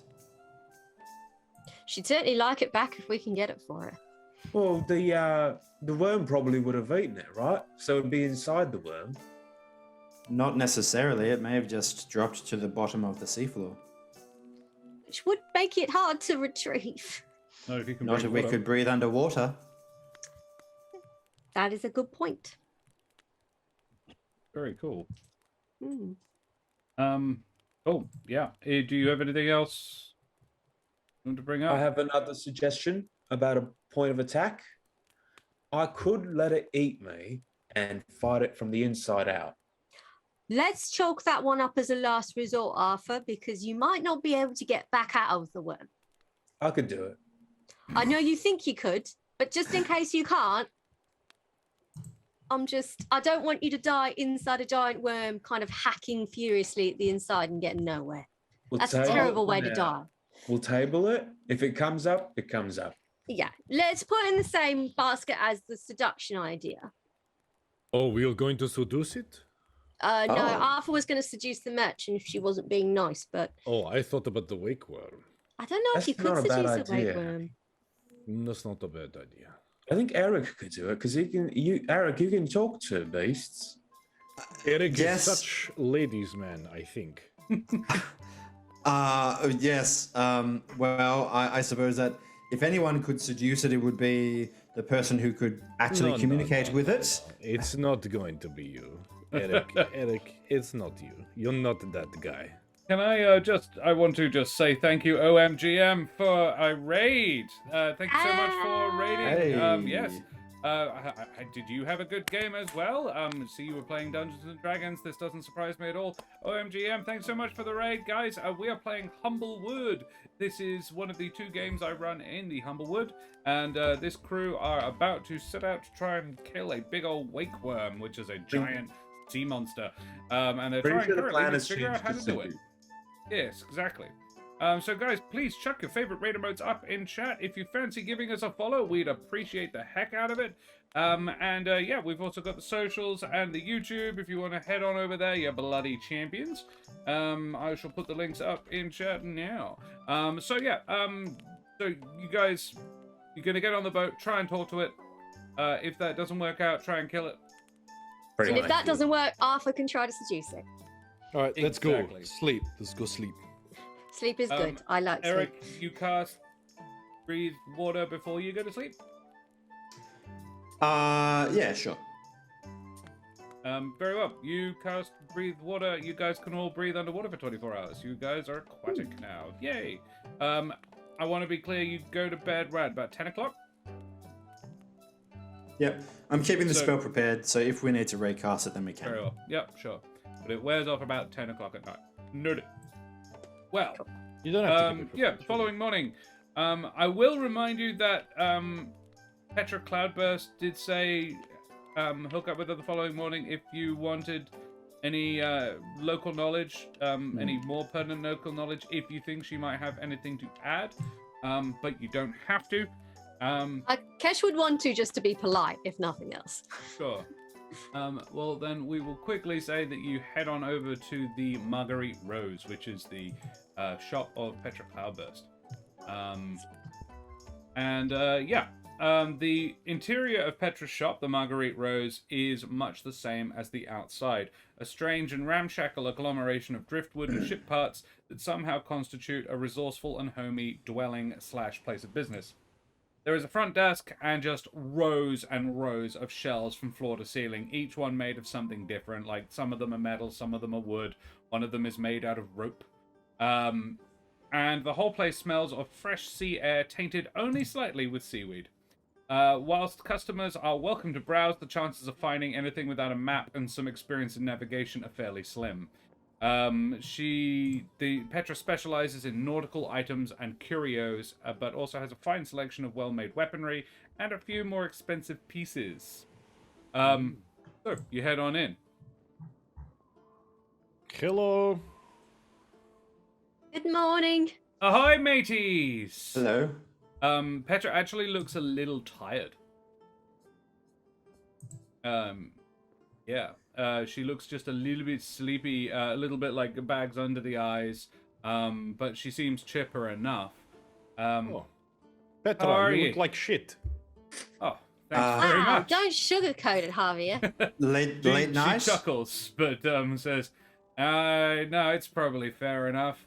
I did have a bit of a late one. I went and saw Shala, and I was up until 2 in the morning, dealing with that. Poor woman did not take the news well. I mean, who would expect her to? Good on you. Well, but I am afraid I haven't actually managed to gather too much information. I spent most of the evening doing that. Although, she did tell me the numbers that they've been giving out very on the low side. We had someone else say that too, which makes me suspect even more that that may well be the case. The number I've heard, 15, maybe 16. Wow. So, why hide the numbers? So people don't panic. I mean, More. there's that. Or it could just be they don't like, I mean, everybody here has a boss somewhere else. So, do you think someone brought this here because they are prejudiced and they do not like these people? Therefore, they're like, oh no, they're killing our ships. Oh no, now it's a problem. My thinking is no, because it's, as we're learning now, not just targeting Humblewood vassals. Yes, I'm saying it might have gone wrong. Oh, if it was, it certainly went wrong. It's very wrong. So Feels we stopped by to say hello. Hope you're doing well, apart from the sleep. But is there anything else you can give to us? I'll keep my ear to the ground, but if you're heading out on the Saltspray, that's the word on the street. Hopefully you've Yes. managed to bring it down and all's well that ends well. But I do have a quick question. I don't know if you know the answer necessarily, sure, but mate. do you know if there's like the cargo of the ships? There weren't any like consistencies. Not really. One was a grain merchant, two were fishing haulers, so full of food. Oh, Wakewyrm's not famous for eating wheat. One was a couple were like merchant ships that had cargoes, mostly like small goods and people. Speaking of the people, is there any particular definitive race of people?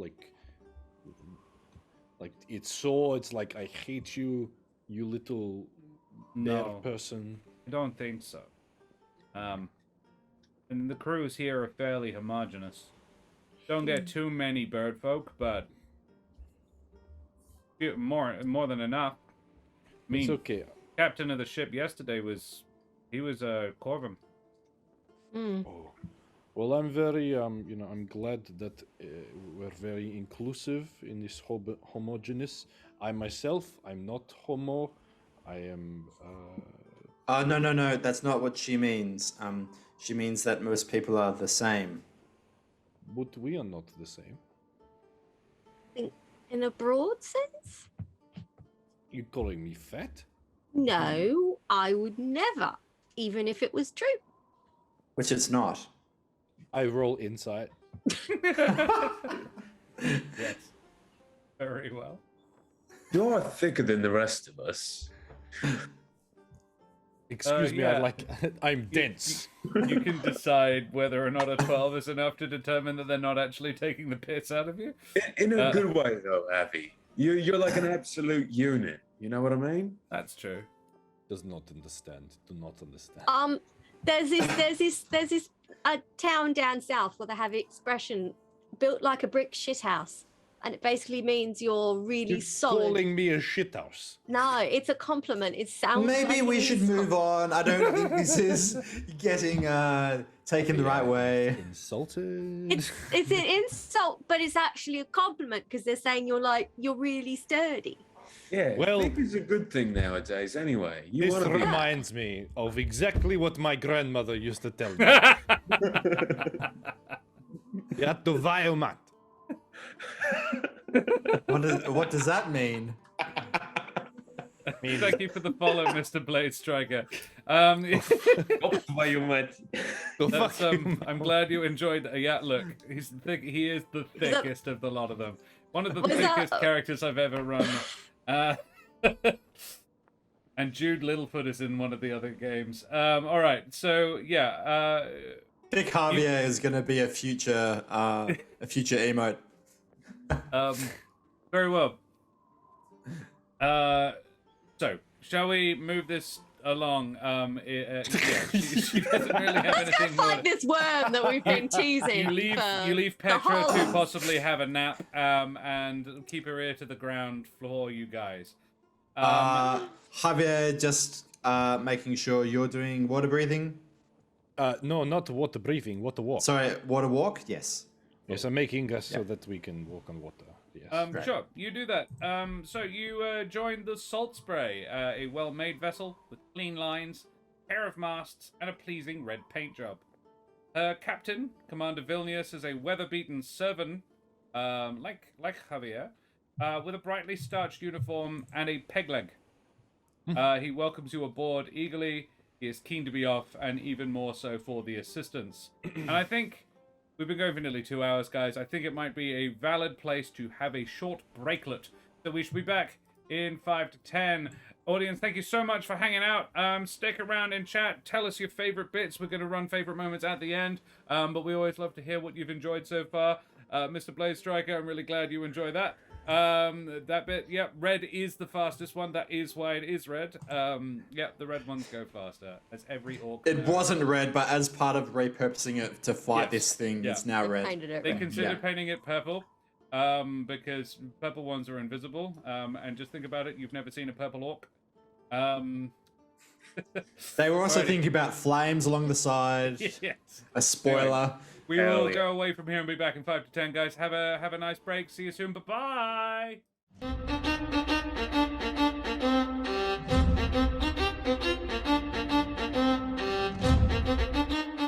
Vast and ahoy once again, mateys. We are back. Thank you for sticking around. We are just getting on board the Saltspray to go out and find ourselves a big old worm.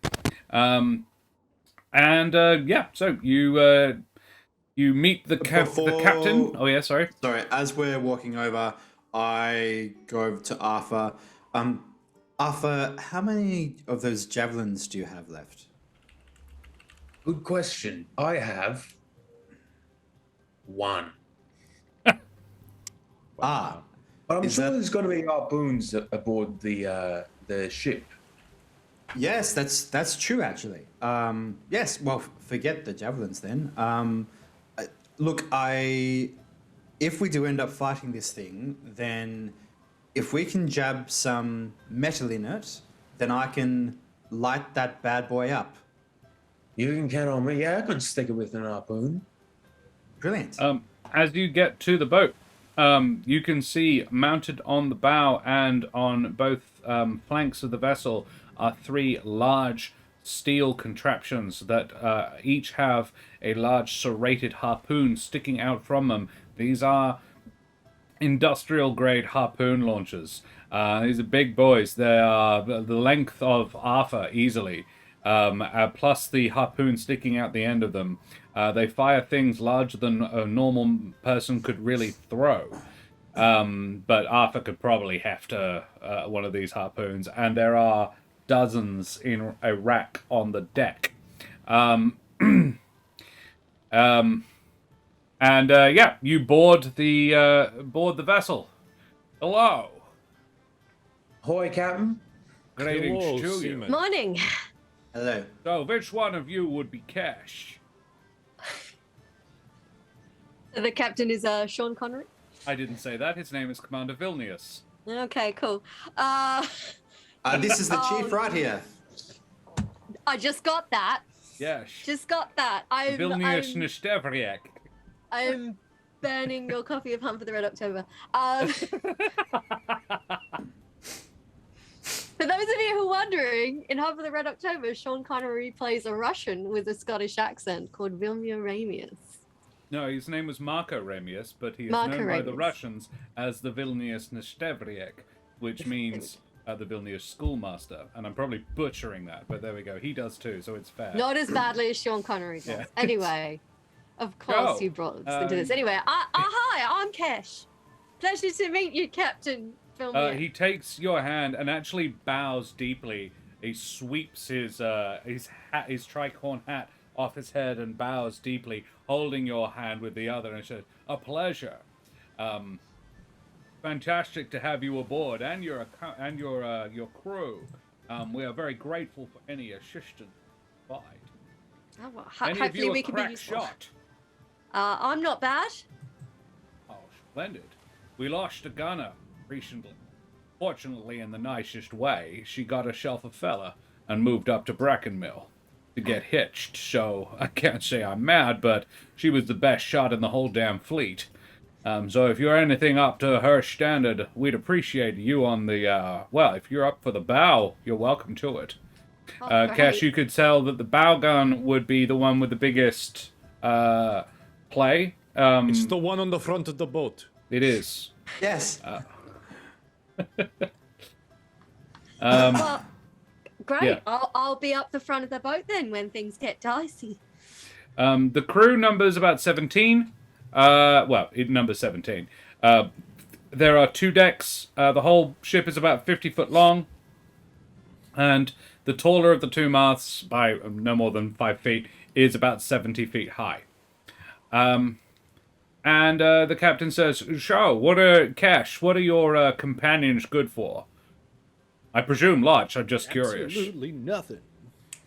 No, I That's wasn't war gonna you're say it. describing. Yeah. Well, Arthur is good at hitting things, Splendid. and floating in water. Ah, good. And my friends Javier and Ereq are both magical users, so they're good at bringing down the. Javier, as you make eye contact, like upsetting eye contact with this man, he just stares back at you. And in the traditional manner of your people. He's a servant, right? Yes, he is also a servant. He is more of a deer than an elk. But yeah, he Give it a little understands. bow, like. And he nods. Ereq, Hello. a pleasure. Yes, likewise. Yes, I know a bit about this thing that we're going out to fight. You fought one before.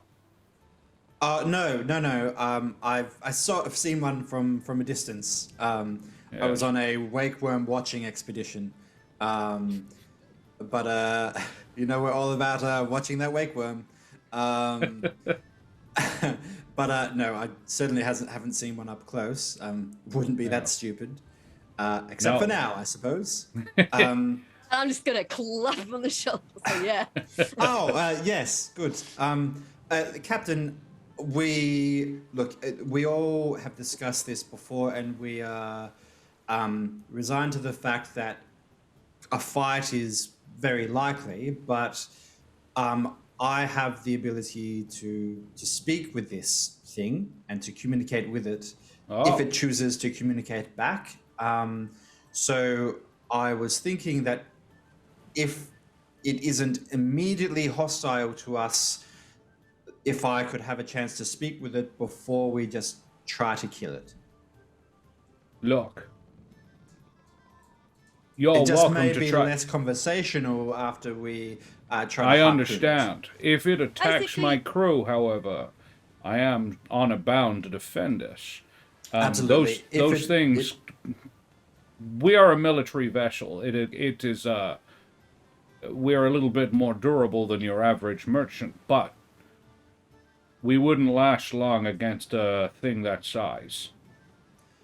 Absolutely. Look, if it is hostile, then certainly by all means, have But at you are it. welcome to try. That's all we really can hope for. Like, we don't know whether it will be interested in communicating. He might say, "Hello, worm," and then it might try to eat us. So we've got to be prepared for all eventualities. I appreciate that you're magical, but you should know they're not bright. Yes, I'm I can't imagine it'll aware of have that. too much to say. Well, me hearties, let's make sail. And yeah, you leave port and take a northeasterly heading, running with a stiff breeze, all sheets and tacks flying. This is probably the fastest any of you have ever actually moved on a horizontal plane. He really gets up a pretty decent turn of speed.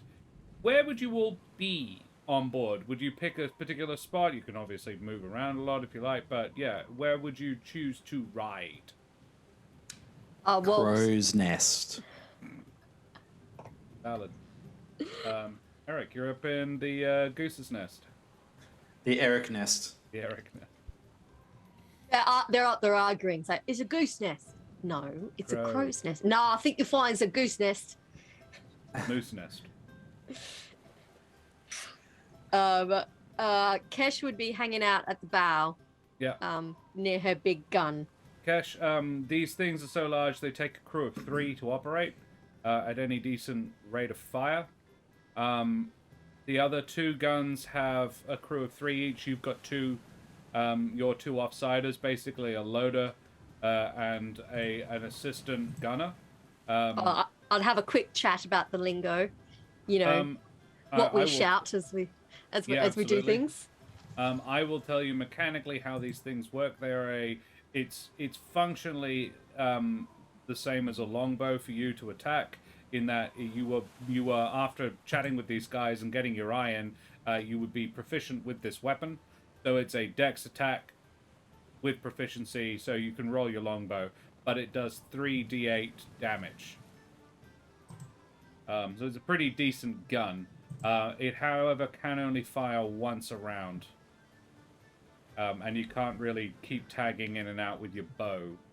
So it's that or your bow fired twice is the trick. But cumulative damage is significantly better. And I will allow, more than happy, your Hunter's Mark and your Monster Slayer to stack with it as well. You notice that most of the crew aren't armed with anything more than long knives or short swords. But you get the impression that they won't be...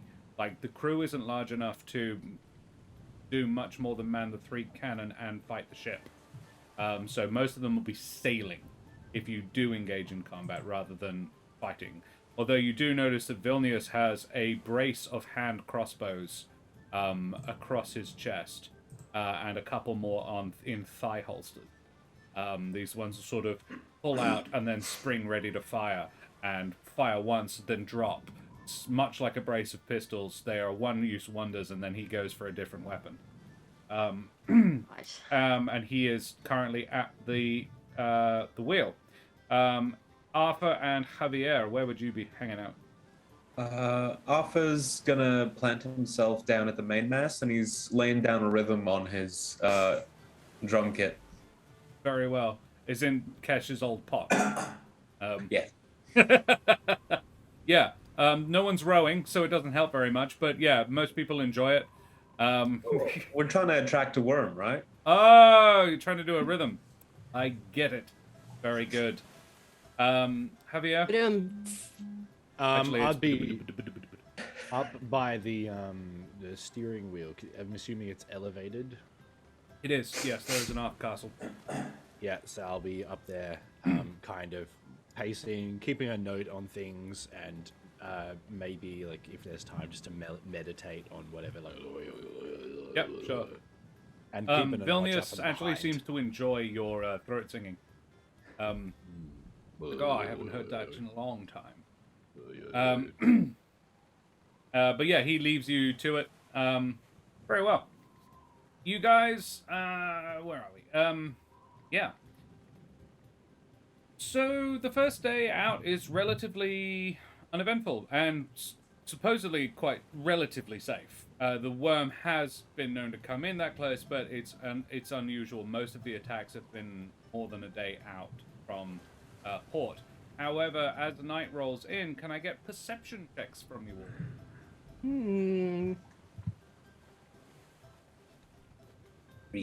I don't suppose I get advantage for being in the crow's nest, You do I? actually. Ah. So I'm perpetually just casting like Water Walk as a ritual, by the way, Oh, sure. because Very well. it's Lasts for 8 10 hours. minutes. Oh, And 10 minutes. It's last for an hour. I'm looking at Water Walk. Yep. Lasts for an hour, and it costs obviously 10 minutes because Yep. that's the ritual. Very well. So yeah, it'd kind of just be like. We have a 26, a 20, and a 24, and a 3. And Who rolled the 3? Who was that? I'm busy playing the Arthur. drums. He's just so into his groove. He's Never not mind, paying that attention. is- He's too busy Okay. perceiving his fat beats. Yes. He's laying down a fat rhythm, and yeah, not a Javier rhythm though. Javier is a svelte rhythm. So yeah, okay. 24 was Kesh. Kesh, you from the bow, from your position on the bow, around nightfall, around dusk, you can hear haunting cries across the waves from the direction of the shore. It sounds like, without wanting to be too prescriptive, it sounds like siren song. I'm not feeling affected by it. Like a high-pitched warble, like whale song, but above the water. I'm gonna nudge one of my gunner buddies and be like, "Can you hear that?" It's like, Yeah. She is a Jabin. And her big ears perk up, and she goes, "Oh yeah, what's that?" it sounds like siren song, but I'm not a sailor, so I can't say for sure. Captain, you make out that noise on the breeze? And the captain comes down and says to you, and actually the girl next to you, and says, "Keep a lid on that, would you, mate? I'm not a superstitious man, but we're sailing past Tideswell Cove." And she goes, "Oh, right you are, Captain. Sorry I shouted. No, you did well, mate. Just keep a lid on that one. We don't want to upset the crew. Sailors are very superstitious lot. Superstitious is a fun word to say." Superstitious. Vilnius takes you aside, Kesh, and says, "Tideswell Cove is supposedly haunted. I don't hold with it, but I have heard that sound more than once. Recently, actually. We were past here, 5 days ago. Heard the same noise round sunset." In my experience, hauntings usually have a more mundane explanation. So there's Can't probably say is I've got something. any experience in it, but yeah. Well, they're like, "Oh, it's a ghost," and then it turns out to, be some sort of magical creature that's wandered in and is behaving weirdly. Well, a Or lot an of old man in a undead... mask. A lot of undead do tend to be magical creatures. Mm. But I see your point. Well, we won't be sailing too close, though. I hope you don't mind. No, probably for the best. It just caught my attention. It was a little odd. Yes. Well, I think it's about time we put ourselves deeper into water anyway. Not gonna find so big a sea beastie here in the shallows, are we? Aye, Captain. His crew give a rousing cheer. He's like, "Well then, Aye, snap aye. to it, me hearties." Seaman. The ship makes a turn to port. No, to starboard, sorry, and heads out into deeper water. Sometime later, and that 26 was Ereq, which is perfect and appropriate. Sometime later, nearing midnight, the moons are out and the sky fairly clear. You spot, Ereq, a dim yellow light off the port bow. Given your heading, it is definitely out to sea with, ahead of you and out further to sea. Are there much crew out around this time? The crew sleep in watches, so about a third of them are up. Each gun has a single crewman on it ready to fire, but it's not ready to be rapidly reloaded. The captain is still at his post, and there are 2 riggers in the rigging. The rest are down below getting some shut-eye. Is there either a mounted telescope up here or one that I would have picked up from a crew member before coming up? No. Not really. It's Okay. not technology that the wood really possesses. Okay. But it's not particularly far away. It's maybe 500 feet. And the What fact that kind you of can see it from size? where you are, the night is dark, but both moons are out, and the sky is somewhat clear, so your visibility isn't awful, and it is a yellowish light. It is not a natural, it's not moonlight on the water or anything like that. And do I know what kind of color light a wakewyrm would It be is in? not dissimilar to the color of the eyes of the wakewyrm you saw a couple of days ago. This yellow. Yeah. Okay. If there's riggers nearby, then I might just call their attention to it. They note it and say, "Captain, There she blows! And the captain bangs, like just stamps on the deck. Says, Sorry. Up and at 'em, me hearties. Just to pause, you said this was midnight. I was aware that water breathing would go on and would end at 10. So, and I was thinking this beforehand anyway, that around that time I would go down back to the deck, gather the others around to recast it. But I wanted to speak to the captain and tell him that we essentially have 6 more casts of it if he wants me to get particular crew members in that, including himself. He says, I appreciate it, but how much of an impact on your combat ability will it be? I don't want to. None whatsoever. My crew are adept swimmers, but if you can cast enough of them to make us all able to breathe underwater, that could limit any casualties if we happen to go down. I wouldn't be able to get everyone, but I could get 6 of your crew. And I could get 6 of your crew as well to walk on the water.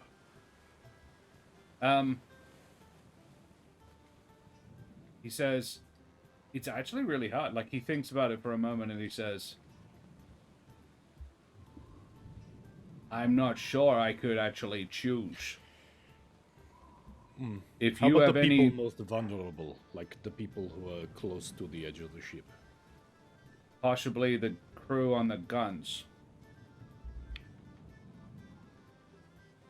You're casting it on your mace as well. The gunners and the loaders. They're the most at risk. So we could do, because we've got Kesh on one of them, and then 2 more guns, right? 3 in total? But each have a crew of 3. Okay, so that's 6. Okay. Where are the guns placed? Amidships on either side and on the bow. Okay. So And they're basically angled. They can't fire over the vessel, but like they can't fire across. So you can pretty much get 2 guns on anything except if it's coming at you right from behind, at which point... Oh, even then, basically, unless it's right on you. cool enough. So maybe we do like 2 of the guns, like everyone on there, and you. I mean, mateys, I'm a strong swimmer. Just because I'm in charge doesn't mean I'm any special person. I propose the 3 crew on the 2 sides of each gun. Most likely to be attacked. Yes. True. And this won't degrade your combat ability at all? No, I can cast it as a ritual, baby. Same. Okay, cool. Just ritual yeah. cast, no consecration needed. Love it. Yeah, you do that. It also doesn't specify. It says up to 10 willing creatures I can see can have this ability for the duration, but it doesn't say I can't cast it again. It literally just says and it's not a concentration spell. no. So mean, we could theoretically cast it on everyone. Get the entire crew as long as you're constantly casting it. Well, we'd cast it. The thing is if we do it now, it takes 10 minutes from now. So do we have 10 minutes? So this is was before. Prior to 10 o'clock. Prior to 10 o'clock. All right. Well. Yeah. You just be doing it. Well, Javier would have to be doing it on the hour for about 30 minutes to get everybody on board. Yeah. Ereq would say that's probably not worth it for Javier, but no, I wouldn't do it for Javier. Javier would do it like once, like he'd do you it guys. Yeah, he'd do it for me, us guys, and then like the 6 of the crew. Like just I'll say like the 2 gunners, and that's it. Yeah, they were there. It's just like they're there, so might as well. Whereas Ereq, yours lasts for a day, right? Yeah. And it takes you 10 minutes per ritual, so you might as well just do the entire crew and they can breathe water. Yep, I do that. Amazing. Cool, you do that. Love it. And then I'm back in the crow's nest by midnight. Yep, understood. Right, you have done that. The entire crew can breathe water and a good portion of them can walk on it. Cool, you do that. you have the crew are made aware and hustle out. Kesh, Ereq, Kesh, Arthur, Javier, do you do anything? Well, I'll get over to the gun and kind of make sure it was all ready to go, and that basically I was prepared for what is to come as much as possible. Right. Yes. I create light. Ooh. Should I make it light? Maybe not yet. Yeah, let's maybe if it's hostile. As we're approaching it, I'm going to start doing a ritual of speak with animals, and if I feel like we're getting too close to it, then I would just use a spell slot to finish it. Very well, Arthur. Alpha's gonna grab some of the harpoons and tie like ropes to the end of them. Okay. Yep. Most of them, they all have ropes pre-prepared. Oh, sick. Would you be tying them to anything else?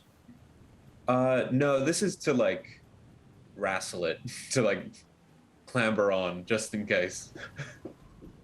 Love this mental idea. This mental image. Of course Fantastic. Arthur has some ludicrously dangerous So I'm gonna pull it plan. here. I'm like, it's bigger than a ship. Cool. All right. Yeah. We're gonna pull a ship! Ereq, you get about 10 seconds into the casting of this ritual, and you're like, oh no, it's here. It is here. Suddenly, you see the glow multiply. 4 more light on the right side of the glow, and 2 more on its left, illuminated by these things and the gentle light of the moon. You can make out a set of translucent teeth glittering in the gloom. Oh, Man the that's a lot of harpoons, teeth. me hearties! Bring me that beastie, but hold fire until Master Ereq in the crow's nest has had a go. Extra round of grog for the first crew to hit it. I have used my action to cast the spell, and I'm going to yell out as loud as I can, stop, we're here to speak. And I will make my way down to actually the bow of the ship, if I can, and touch Kesh on the shoulder and cast Enhance Ability. Yes. Just be like, to Cat's Grace, advantage on dexterity checks. Including attack rolls? It just says dexterity checks. Is that not?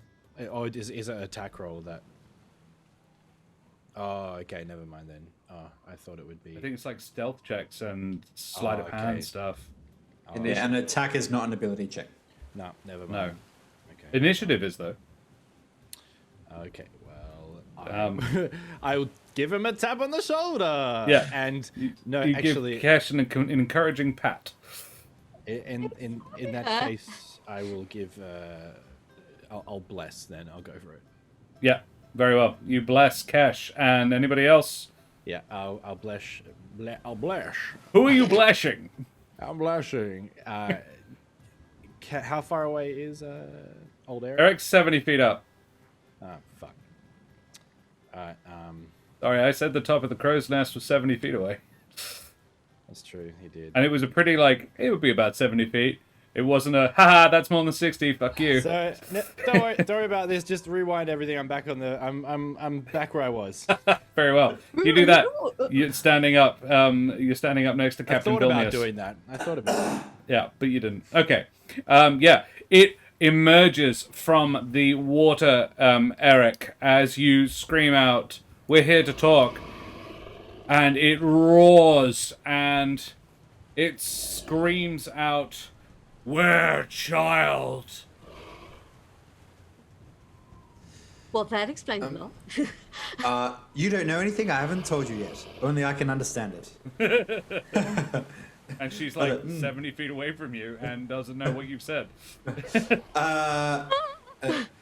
We can help you, and I don't know how I sound, whether I'm saying this in common or some weird bestial grunts, but I yell out, we can help you find your child. What happened? Make me a persuasion check. Yep. I am open for this working. It's just not particularly likely. Yeah, with my -1 persuasion, let's do it. Do it. Ooh. It says, "Baby taken." It's furious. Its child was taken. Does anyone know anything about that? That's a very dumb thing for someone to have done. Yeah. And I'm pretty sure I asked Starla specifically to ask about that, but that's okay. Who? No, Cloudburst. What's her name? Petra. Petra. Yeah, look, she hasn't really had a chance, and also No, would that's not fair. have heard of somebody stealing the thing's baby. Because who would be dumb enough to do that? I speak back to the beast to say, if you stop attacking ships, we can help you find your child.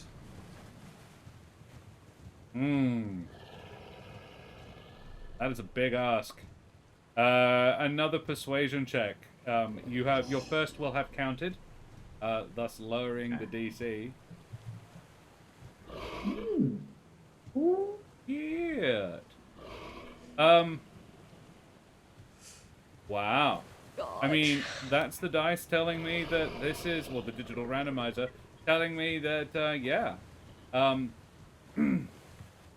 It cocks its head, and its head is like almost the size of the thing you're on, the boat you're on. And it says, "Oh, help."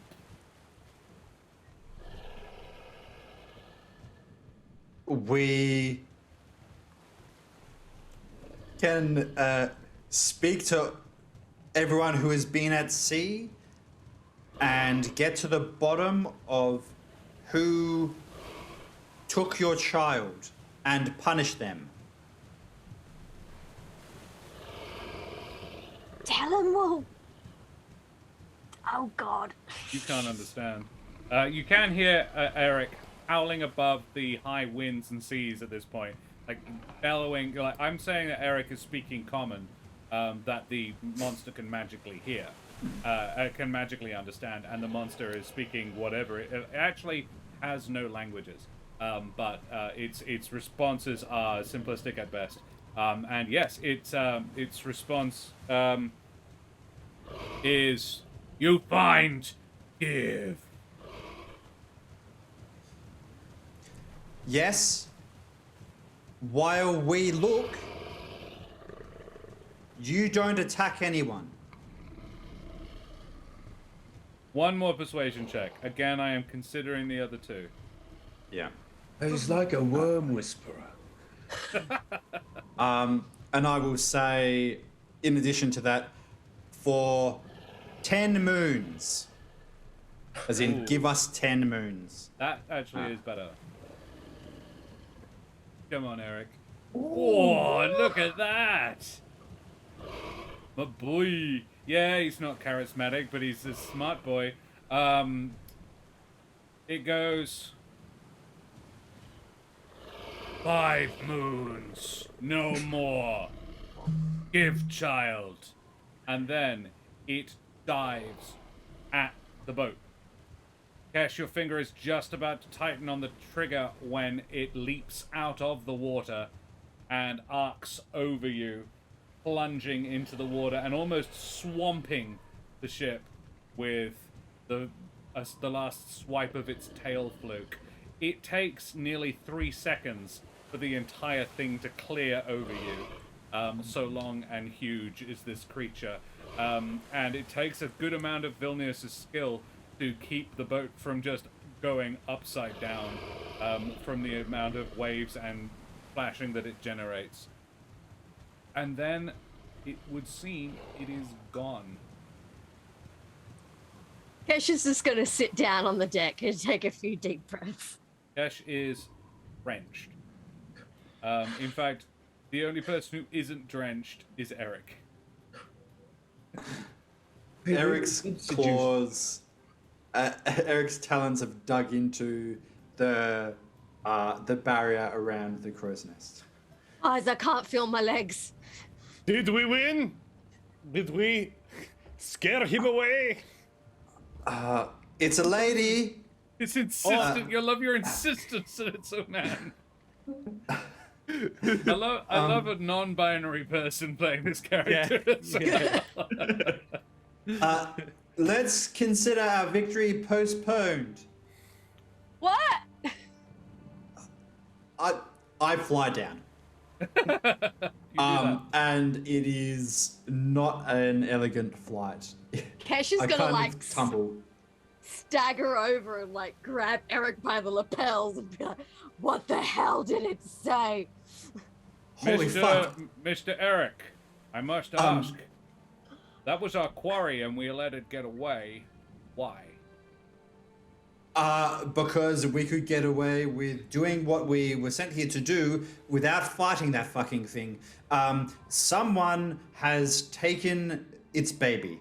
I don't know What where idiot it would be was. stupid enough to do that. Oh. Right?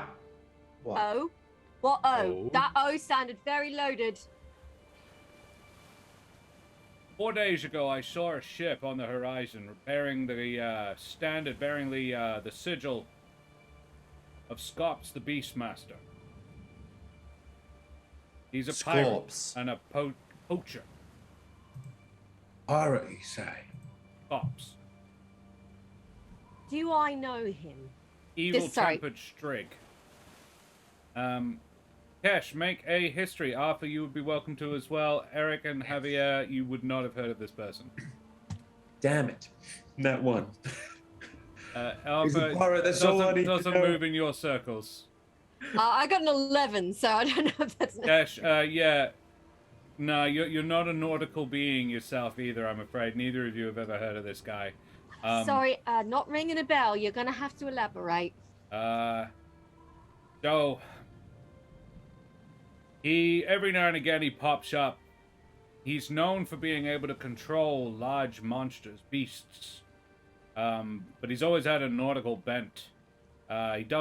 He's not, I believe he's originally from the wood, but he's been known to traverse all the waters. I haven't seen him on these coasts for a while, but he often operates with a large crew. And even he wouldn't be stupid enough to try and... But if someone's taken a wakewyrm baby to try and... What his goal would be to train it. And he wouldn't that's give bad. a damn that other people's ships have been being sunk because of its mother. That is very bad on so many levels. I'm lost for words as to how express how mad I'm going to be when I can feel my legs again. Do you know where he docks? Let's find him. I've got no leads on it. I did report it. But Did your magical finding things spell work on pirate ships, Ereq? Well, a ship is technically an object. Or it has to. wakewyrm? Could we I find could find him. Could we find a baby wakewyrm with spell? That would be very handy. With a different spell, maybe. Within a certain range, but yes. That would be can possible. Find the pirate. Ow. I could speak to him. Oh. Like magically. Yes, like magically. Okay. That would be good. Josh, the DM is saying, don't you need to know the guy? You just need to be familiar with him. You just need to get an idea of like who it is, and you can just be like, I'm sending a message to this entity, thing or another. There was a lot of skepticism over this in my last campaign, where like if you technically knew the person, like you never saw their face or whatever, then you never knew the name, but you know, like you've met them or even like somebody told you about them, you can try to send the message, and if it, you know, because all you need to do is envision the person that they're talking about. But alas, if you just want me to do it with your I would rules, say if you know the guy's voice or a strong sense of their appearance, or you had an item of theirs, like to base it off, all of those make sense. Yes, well, then I will change it. Like, I could speak to him if I knew like a bit more about who this is. I can make a connection and like have a little chat. Would you be able to find him or just talk to him? I mean, for now it would be a talk, but you know, talking, meeting. Be different. The shame as well, though. Interesting. Well, There's no so you asked it for 10 days. We've got 10 days grace. No, we have 5. Oh, Why do we have 5? You said 10. Yes, but I wasn't really in the mood to negotiate with the gigantic sea snake that could have destroyed us easily. A sea snake that knows numbers. Yes, well, I wasn't going to ask it for days. Well, Look, so we have. I'm kidding. the spell gives it the incapability of understanding basic concepts. So we have 5 days to find its kid, or it's going to come back and try to kill us. Yes, well, 5 days that it agreed to not attack any ships. Okay, that's good.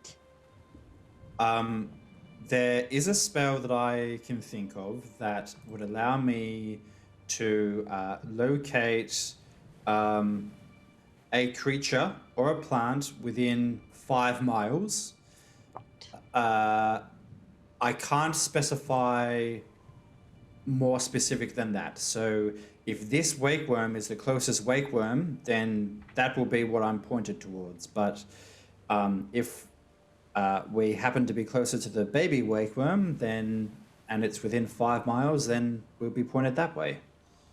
Where, and this is to the captain, where did you see this pirate bloke? In what direction? Well, we were making sail back towards Saltar's Point to pick you up. This was 4 days ago? I can't remember if I said 4 or 5. Whatever it was, it's consistent. He's not like being stupid. Yeah. And he would say, yeah, off our port as we were making our way back up the coast. So out to sea. So on has the horizon. Has the wakewyrm swum in the same direction?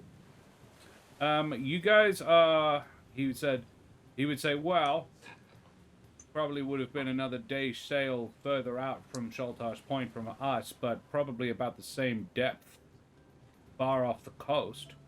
That thing just dove over us towards the coast. But if it's looking for its infant, I suppose the only thing I could say is that someone's got to keep it somewhere. So we'll be out in deep waters. Well, do you know not of any? necessarily. An infant wakewyrm can come into much closer to the coast. What was that cove we went past that had the strange noises coming from it? Tideswell Cove. Could a baby wakewyrm fit in there? Because if it's haunted, people aren't likely to go near it. True. Maybe. Deep enough at high tide. The cove itself is deeper than the entrance.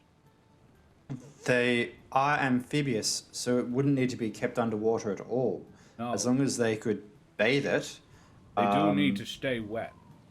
Yes, as long as they could bathe it, which wouldn't be that difficult to do, it could be on land for all we know. Although training it wouldn't be very productive on land. I feel like it might be harder to hide it on land, just quietly. Well, Yeah, I but think it's within a probably cove. safe bet. If it scops, and I think it's probably a fair bet to say it is, then you're talking about... Scops has always had this sort of magical ability to control beasts. He'd be able to train it. That's the worry. Right. But it takes him nearly 20 years to grow to full size.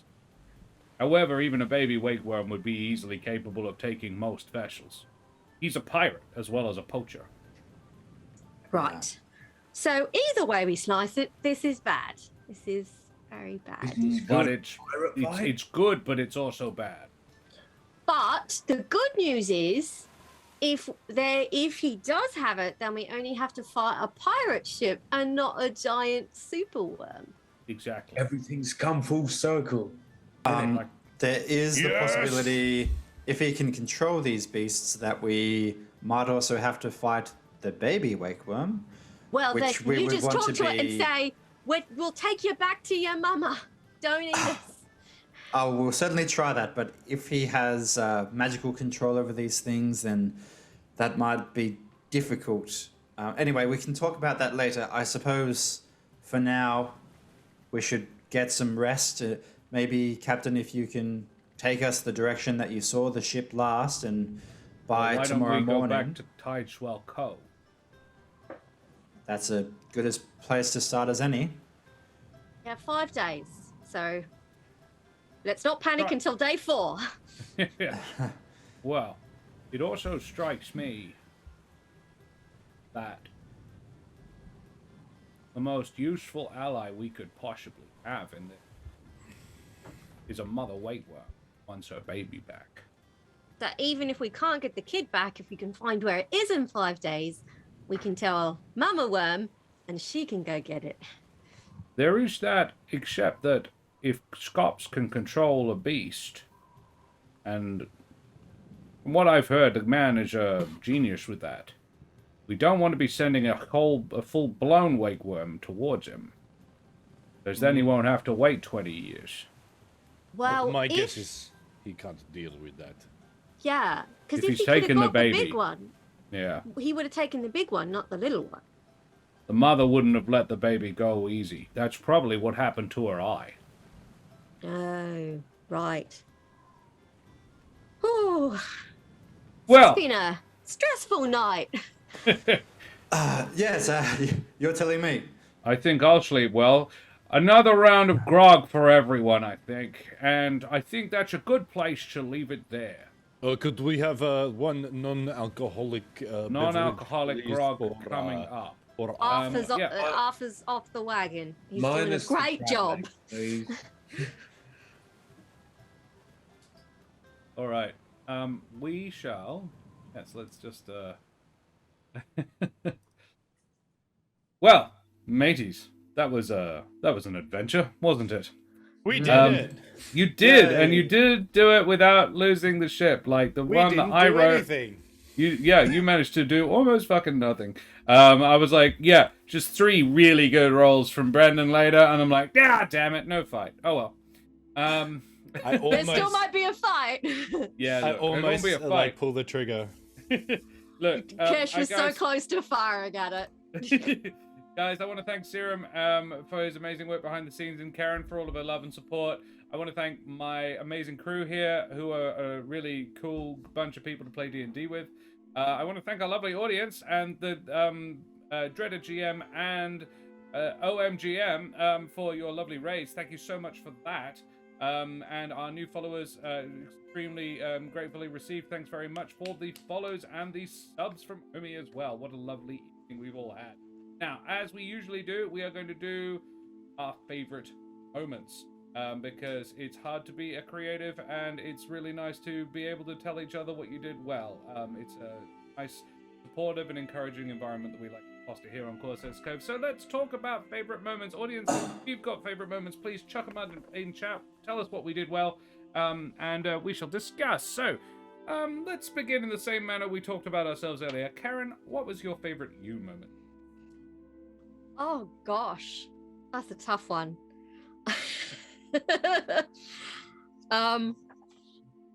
Oh, that's not really a me moment.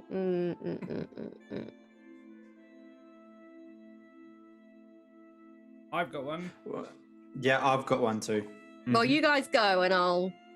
Brendan, take it away. What do you reckon Karen did?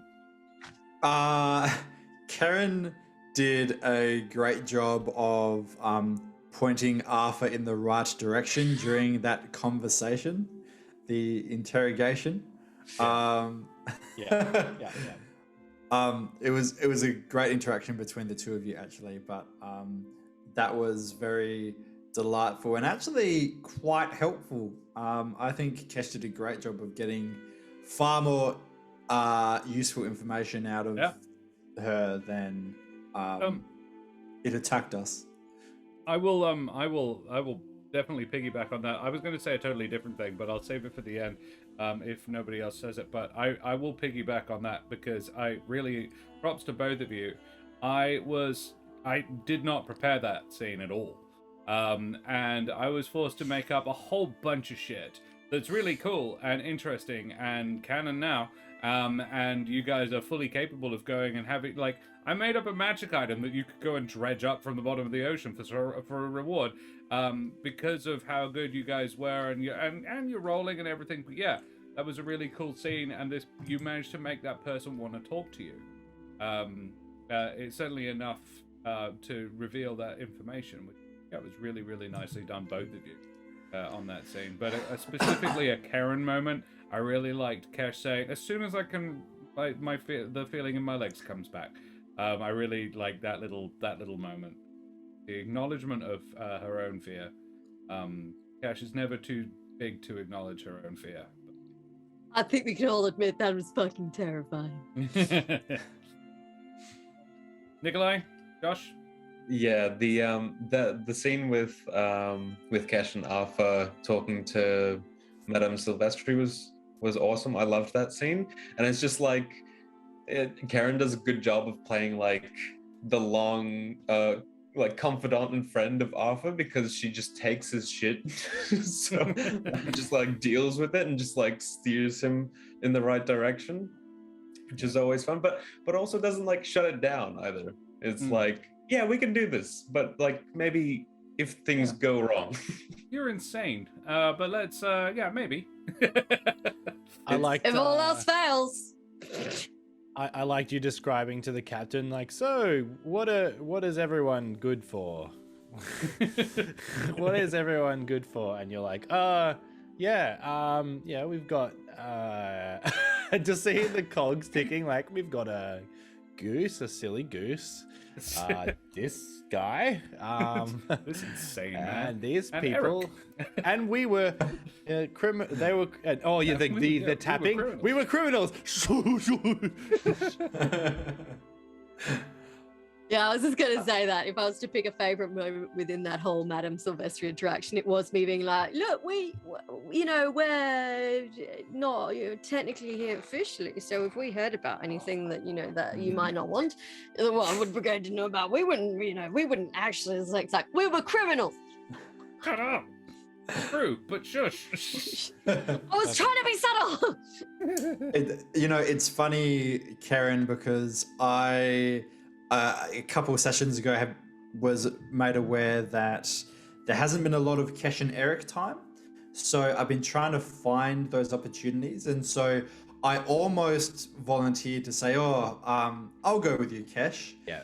But then I thought, well, I don't know if Ereq or Kesh, as much as I want to see it happen, and I think it would, for Kesh and Ereq to go completely somewhere separate and to just allow Arthur and Javier to just interrogate someone.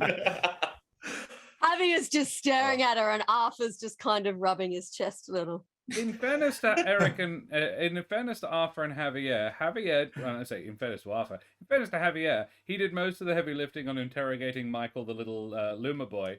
And if Arthur had been with him, I don't think it would have turned out massively differently. But yeah, the trick is Ereq and Kesh don't pair up very often because they're the ones with a brain cell to rub together. It's true. The handlers of the group. Yeah. But yeah, so that was a little missed opportunity, but it also led to that brilliant dynamic between the two of you. So I'm glad that it happened that way. I also you never get one-on-one, but you two do pounce well off each other when it's in the planning stage. You have the moose and the goose coming up with ridiculous ideas, and you two quietly saying, "No, that's a fucking stupid idea. Great idea. We'll keep it on the back burner, but maybe we should come up with a plan." And then you guys action it. And if you get eaten by the worm, yeah, okay, then maybe try and fight your way out of it. Yeah. I was picturing the opening of Guardians of the Galaxy 2, where Drax lets himself get eaten by whatever that thing was that they were fighting, and he's just inside furiously stabbing and just making no progress at all. Karen, favorite you moment? Yeah, it was probably that bit in Madame Sylvester's where I'm just like, shh, I was trying to not imply we were criminals, but that we were, not gonna dobber Criminal in. adjacent. Yes. Alrighty, cool. Understanding of less than ethical interactions. You are that. Favorite. Let's talk about Arthur. Let's talk about Nikolai. That was fun. Nikolai, we've got Omi's whipped them all out. Favorite Arthur, Javier, Master Debater scene joke was very funny. Favorite Kesh, I need a drink. A non-alcoholic drink. X hashtag Team X not so sloppy crime. Still very sloppy. Yeah. I liked, favorite Arthur moments. Like that, even that passing comment of when you're like, he's like a worm whisperer. It's like a worm. I really enjoyed Arthur's breakdown of the 3 options. Beat it out of her, good cop, bad cop, or seduce. Seducer. I'm This just is like, a new one in Arthur's repertoire. Yeah. yeah. Broaden the horizons. I'm imagining that the duck leg out from behind the tree again. Wait, it all comes full circle with finding out we have to attack a ship. Yeah. And also I'm because so you're happy talking that we about a get to giant, pirate. I don't know if this is what you enjoyed about that, Josh, but because you're talking about a giant sea worm, Yeah. which is the origin of the symbol of Ouroboros, the snake eating its own tail, Yeah, perfect. which is the Jormungandr, which is the world serpent, which lives in the oceans. Yeah, it was an extremely well placed comment. I'm not even sure you're aware of how clever it was. It was great. It's great. Although I don't know. I don't know how good your No, I did Norse not think of that mythology is. right then, but I do know that. I Yeah. just didn't think of that. That's even better. It's added It's a layers. to it. very, very good layered joke. You know, I played God of War. You know, I was there. He died. Yeah. Cool. Anyway, yeah. So That was really good. I really enjoyed, as a DM, I really enjoyed Arthur going, why don't I get eaten by it? And then I'll kill it from the inside. And I enjoyed that because, and it's given that it's unlikely now that you will fight this thing, it has a swallow attack. And doing a certain amount of damage to the inside of it causes it to regurgitate you. Awesome. But Amazing. Well, good if to you know are if we swallowed can't by find the it, baby. it also does acid damage to you every turn. So it's not ideal, but yeah, if you can do a certain amount of damage to it, it goes blah, and chucks you right back up again.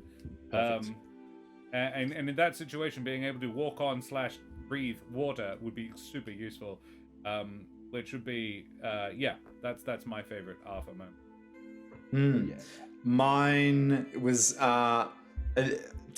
The obvious one is definitely in the shop. The interrogation was great. I loved the casual leaning, and also the comment as you were leaving of, oh, should I flip this to closed or leave it on closed? Was great. That was fun.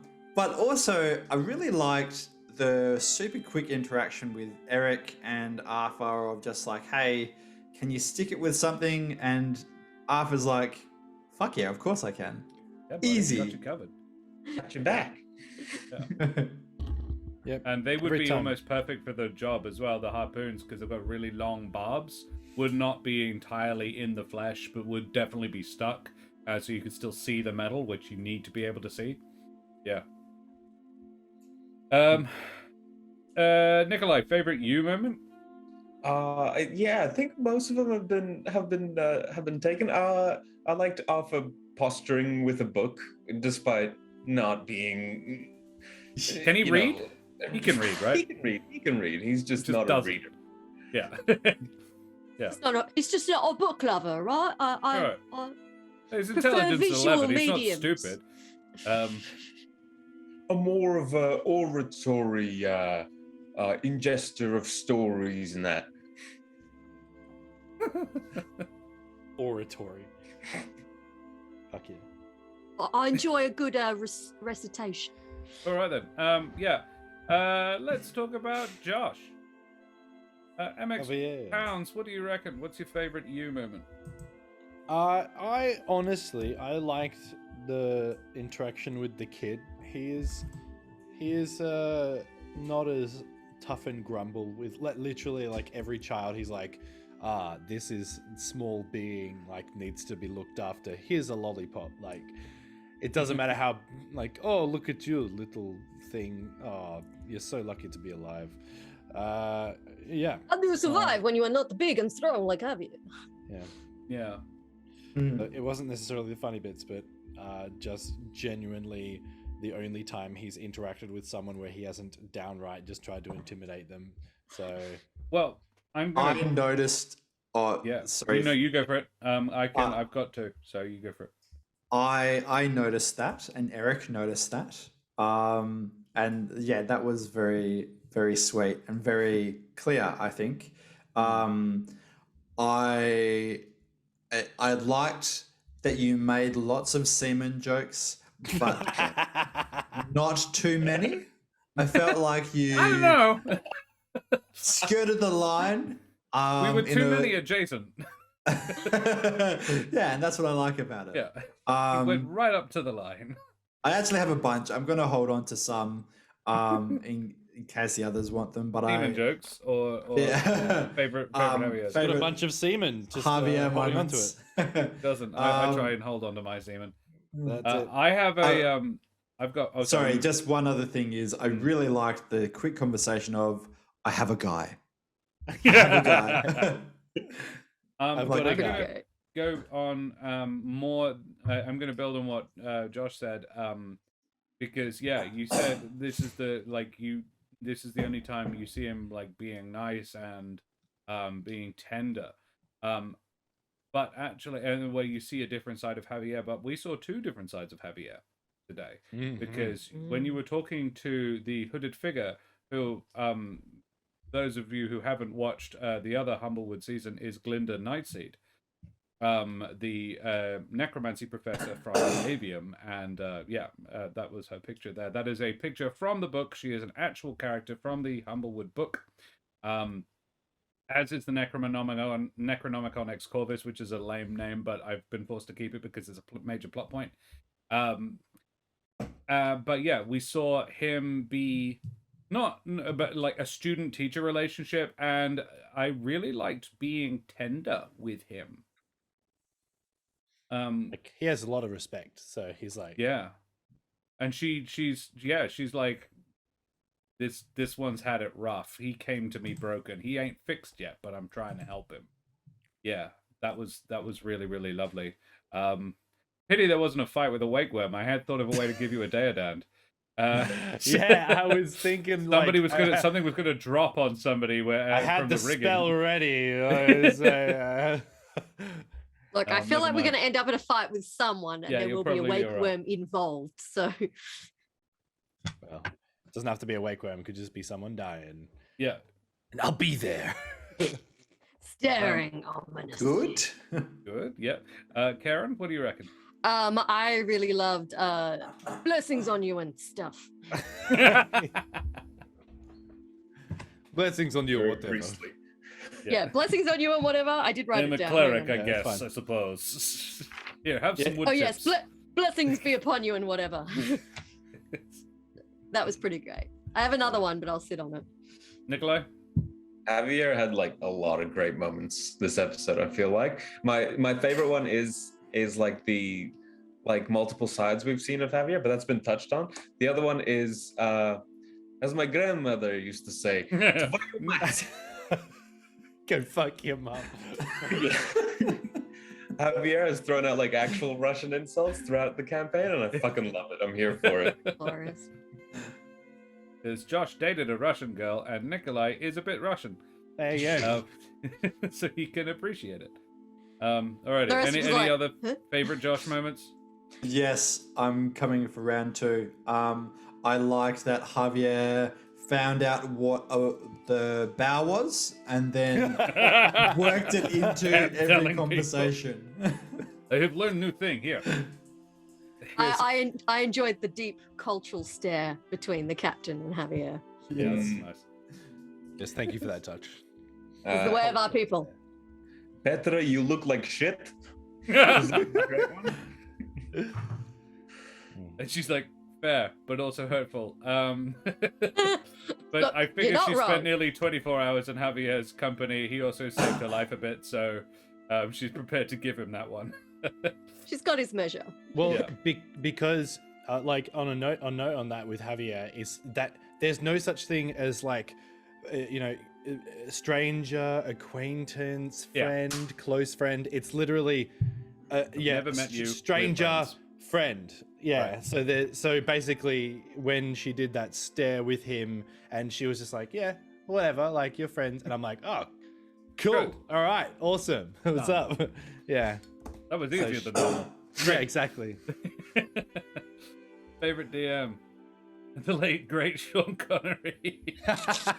He did do Draco in the original Dragonheart. He did. Yeah, no, but yeah, settle for Red October, dead set. I did seriously consider naming the boat something like the Green October or something, but The green September. yeah, yeah. I have had a different boat in a different campaign called the Blue November. Yeah, Cool. I like it. Yeah. Well. yeah. Cool. Alrighty, let's talk about Brendan. Brandon. Brendan, favorite Well- self moment? Yeah, look, Brendan was really looking forward to fighting a gigantic sea monster. But Same. Ereq just was going to do everything in his power to stop that from happening. He's not a hunter. He's not bloodthirsty, and I was very tense in making those rolls. I thought, okay, I've got a -1 in charisma. I'm gonna fail this first roll, and we're gonna go into combat. That's cool. And then 3 successful rolls later, Ereq had managed to convince this giant fuck off Wakewyrm. So I thought that was, yeah, as you said, the dice kind of being on Erek's side. Because I could see that you were looking forward to the combat too. I've written like, no, 2.5 this pages is happening. of notes on how that combat works. I built a whole ship. I created new weapons. It was fucking cool. It was going to be epic. And I had the digital randomizer and a player telling me that that was not the way the story was supposed to turn out, and I listened to it. Well done. And that was my favorite Ereq moment, was the fact that that is who Ereq is. That he's a lover, not a fighter. Pacifist. Like he can and will and has, and like he's got nothing to prove, but the fact that he was like, yeah, no, we don't have to, and it's probably for the best that we don't. But I'm gonna give another one as well. I really liked, and this is sort of Havier as well, I really liked the amount of effort you guys went to in safety precautions.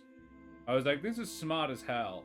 Like, even if this goes badly, most of the crew will probably survive this experience just because they're too small to even be a morsel. The thing just wants to kill the ship, doesn't really care about what's on the ship. It's got an intelligence, spoilers, an intelligence of 3. It doesn't really understand most things. So, yeah. Intelligence of 3. Haha! I figured out your plan, worm. Next That time. is destruction. Intelligence checks on all the spells done to it, yeah. Haha! All of those spells. Yeah. All those spells that we will no longer be casting at it. Well, exactly. Ah, that's what you think. Also told you about one of its nastier. What That's other? true. What does everybody else reckon Brendan did well? I loved Eric's reaction to Javier being like, I'm gonna go see a guy. And Eric's just like, oh, Okay. okay. It's like, Yeah. you know how you have a guy? Yeah, in your head. In my yeah? face. Yeah, he's like, you have a guy that comes in and out of you, and I'm like, Yeah, Brendan, you were just as good at the salty semen jokes as Josh was. yes, you were. Yes, you were. Yeah, I was missing out on those puns, you know. So I this isn't going to come out now. One that I was sitting on and I missed my opportunity was the early bird gets the worm. yep. And it was right there. It was right Yeah. there. But in this case, glad you it's the late bird convinces a worm not Yeah. to destroy a ship. The second Jabin who gets the cheese, though. Let's not forget that. That's fair. That's fair. Man-sized mousetraps. Really racist traps in a dungeon. Anything else? Nikolai? I think we can all very much appreciate Eric's ability to succeed on those 3 persuasion checks. That was awesome. Yeah. My favorite moment was the one that came after, where it was like, oh, we have 10 moons to sort this out. It's like, oh, no, No. it's 5, actually. It's like, I didn't feel like negotiating. Like, 7. Fair. Fair. So I thought could- about it. I'm like, Like, no guarantee that this thing can even count, so... It comes back in 2 days. Where's my fucking I kid? thought we had 5. And it was just like, you've had them. No, we haven't. There's 2 like, moons every what's- I night. can't count. what's a 5? Oh, Catch that's true. There are 2 moons every night. Oops. Oh, shit. 2.5 days. Yeah, it can do fractions. Is quadratic. Oh dear. Excellent. Dungeon 3. yeah. I've really got to pee, so. All right, you Let's go for it. Let's go. No. All right. Favorite DM moments. Okay. Yeah. shoot. Can I go quickly then? You Do so. Thank you very much for indulging Javier in his little offshoot. Like I'm like, okay, we're gonna make this quick, just like a little quick side thing. But it was like exactly what he needed and perfect with the like characterization of her. That was wonderful, and the fact that you bought the book and the whole Javier is like. And no, you did it really well. I felt that. I felt that was really great. The explanation, even of the tavern as well, and the little things as well, was really spot on because it wasn't too big, but I got the idea very quickly. So thank you. And I think as the time goes on as well, you've gotten a lot better at having that. Like while we're doing this, I'm just going to explain a little bit about this and then continue. You know, like so it's really I'm like, enjoying that. Cool. If you want to pee, we'll probably still be going when you get back. Yeah, I'll Yeah. just be really quick. Do Really it. quick. 20 seconds. Go for it. Yeah. I have a couple. There was one word that I wrote down, which I'll come to later, but again, I think it's worth acknowledging how willing you are to abandon your existing plans in favor of the way that we're driving the narrative. It was And all the up to you way- guys stealing the Hiscalia. Ash and- wasn't. Ash was like, hell no. I've met a Littlefoot. They're fucking crazy. So that was cool, but also there was just like a throwaway word that you mentioned, which probably has relevance for people who've watched the other campaign, which I just caught, which was the teleportarium. That the teleportarium is down, and I'm just thinking, what? That sounds very cool. Thanks, just throwing that away with no further elaboration. 24 hours in jail as well. Yes. Why were you in I want to jail? know this. So yeah, you need to be fully up to date on the other campaign. All of that is explained. Gilda, I did Glinda. catch that she mentioned that there were security issues at the Avium, which I do know. She was in implicated relation in to the your theft one-shot. of the Necronomicon Ex Corvus. It wasn't her, but as part of a plan to catch the real culprit, she agreed to be imprisoned to lure the culprit into a false sense of security. What's hilarious is it didn't work. The culprit genuinely didn't care. The culprit was Lazarus, the father of Nevermore, and wasn't even really aware that she'd gone to prison. But she spent 24 hours behind bars before it was established that it was Lazarus, and then they let her out. But it was done in full knowledge of the fact that they didn't think it was her who did it. And the Necronomicon had been placed in her office to implicate her. It was not actually her. What's funny is she has now done exactly the thing she was in prison for. Well, if you serve the time, might as well do the crime. Yeah, the teleportarium has been taken offline so that the other crew can teleport to the plane of fire. Oh, that makes sense. That's what's going on there. her You are in knees. cogent timelines now. You are up to date with each other. But yeah, the teleportarium really cool. One of my cooler creations in this wood, and I won't go into exactly what it is now. But yeah, it's basically a self-sustaining teleportation circle. Yeah, other people. I have my favorite me moment, but I can go last. Karen, go for it. Oh, I really enjoy that we kind of like, we want to talk to these survivors, and you just pulled those characters like out of thin air. And I really enjoyed both of them. I love this tiny little pigeon who's just carrying his tiny box of grapes to help load the ship. And I really enjoyed the Bernard Black-esque merchant lady in her that was bookshop picked up. with her double close sign and the cup of tea full of wine. I enjoyed that very much. Yeah, it occurred to me today that I would like, it would be cool to have another Ellerin character in there. We haven't got it. I'm like, I'm running out of accents. I could go back to German. There's only one German accent. It would have to be an Ellerin, but that'd be okay. Yeah. Perfect. Daddy Captain Vilnius. Very nice. Very nice. Busting out the Sean Connery voice. I love it. He's so cool. Instantly cool. Instantly cool. The peg leg. Like, I innately know he's a misogynist and all that kind of stuff, but The voice. Yeah. the voice. He's probably not as bad as real life misogynist Sean Connery. Oh yeah, real life Sean Connery thinks it's okay to hit a woman as long as you don't do it with a closed fist. You know, open-handed is fine. 14 no's and a yes is still a yes. Not an opinion I or anyone else on Corsair's Cove espouses. It's a quote. It's a reference. Yeah, it is a quote. My favorite me moment was I was really proud of going with where you chose to take it.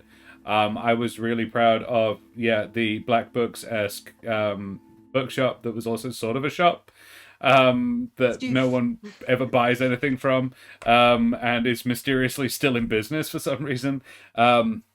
It's always closed. Yeah. I think my favorite moment is actually, my favorite things about this session is a lot of stuff that didn't happen.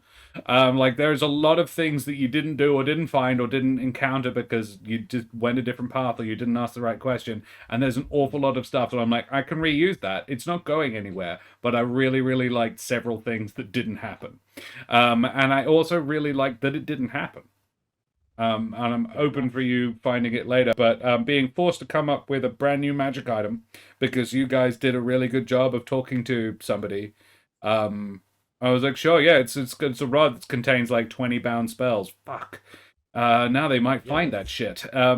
It could be damaged from having, been in a wakewyrm. No, it's the bottom of the ocean. I've already decided. I decided there and then where it was. It could be damaged from being on the bottom of the ocean. Could be. Maybe a crab nibbled on the end and, chipped a few spells out. Except Psycho magic Penguin items are Tim. pretty indestructible. Anyway, guys, we have been streaming for a good old while now. Unless anybody has... real quick, something else that had occurred to me, Josh, I really liked how you were attempting and failing to buff the party. And I was thinking, an enhanced ability for me doing persuasion checks would have been helpful. Oh, well, maybe an aid would be helpful. Oh, no. How far away you were? I was like, that's fine. Like, I know that was meant to be a thing, but it was because in the moment, like, I had thought about 6 million other things, and I was like, well, I don't want to drag this out any longer. Just redact, sorry. And then immediately went, oh, there's more. Like, oh, I can do these other things. Yeah. Well, it was funny because I was like, oh, well, that didn't happen. It's not going to matter because I'm going to fail the persuasion check anyway. Yeah. Oh, well. No, but you did really well. The dice hath spoken. And they say, go find a pirate.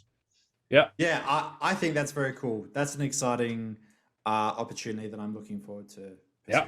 I'm looking forward to bust out my pirate accent again. Okay, well, guys, that was fun. Thank you so much for my favorite moments and everybody else's. Please, if you've enjoyed, chuck us a follow. Check us out on our socials and on our YouTube. All the back episodes will be up there. You can even catch the VOD of this up on the YouTube in the next 2 or 3 days. I'll get it up super quick because I'm getting quick at it. Come back on to Roll for Damage on Monday night for the Humblewood crew trying to figure out how to get Helvig out of the plane of fire. Monday nights, 8 p.m. AWST. And also next Wednesday, we are having the Avatar crew from Roll for Damage over here, running a series of 3 one-shots on alternating Wednesdays in the Avatar Legends system, DM'd by Rhythm in the Mind and featuring D-Rab, Axel Bevington, AJ Winters of Winter's Tales, and Matt Brown from Split the Party. Guys, who the heck are you all? Let's go in reverse order. Brendan, who the heck are you? I am hacking Brendan Ellis. I'm an actor and director. Yes, you all disappeared for a second. I was concerned. I'm an actor and director in Perth. I'm in Fringe. We've also got an event with Perth Playback Theatre coming up this Sunday. It's an open rehearsal, so if you're curious to check out what we do, I've just dropped the link in the chat. Wicked. Splendid. Alrighty. Arthur. Nikolai, who the heck are you? Hi, I'm Nikolai. I'm a D&D role player over here on Corsair's Cove and over on Roll for Damage. In about a month, I'm going to be finishing up my 2-shot, Nocturnal Nights, which is like a fantasy noir detective story. So come on over and catch that. It's a fortnight, buddy. A fortnight, yes. What did I say? You said a month. I was just like, no, it isn't. I'm wrong. I'm wrong. It is a fortnight. Yeah, it's about 12 days, I think. Not next Wednesday. It's the Wednesday after. I'm Cossack Nico on Twitter if you want the real times and dates of when that happens. Yeah, we'll find out. I could be wrong. I'm pretty sure I'm not, but I could be wrong. I think you are correct and I am wrong. Well, it's the first, isn't it? That feels like it's 2 weeks away. Yeah. Is it 2 weeks to December? No. Yeah. I hear them sleigh bells ringing. No, sir. No. And it's in my head. I control Josh. the music at my work, and I played Christmas carols for exactly 20 minutes before I was like, wait, I don't have to do this. Josh, who the heck are you? Yes. Well, I am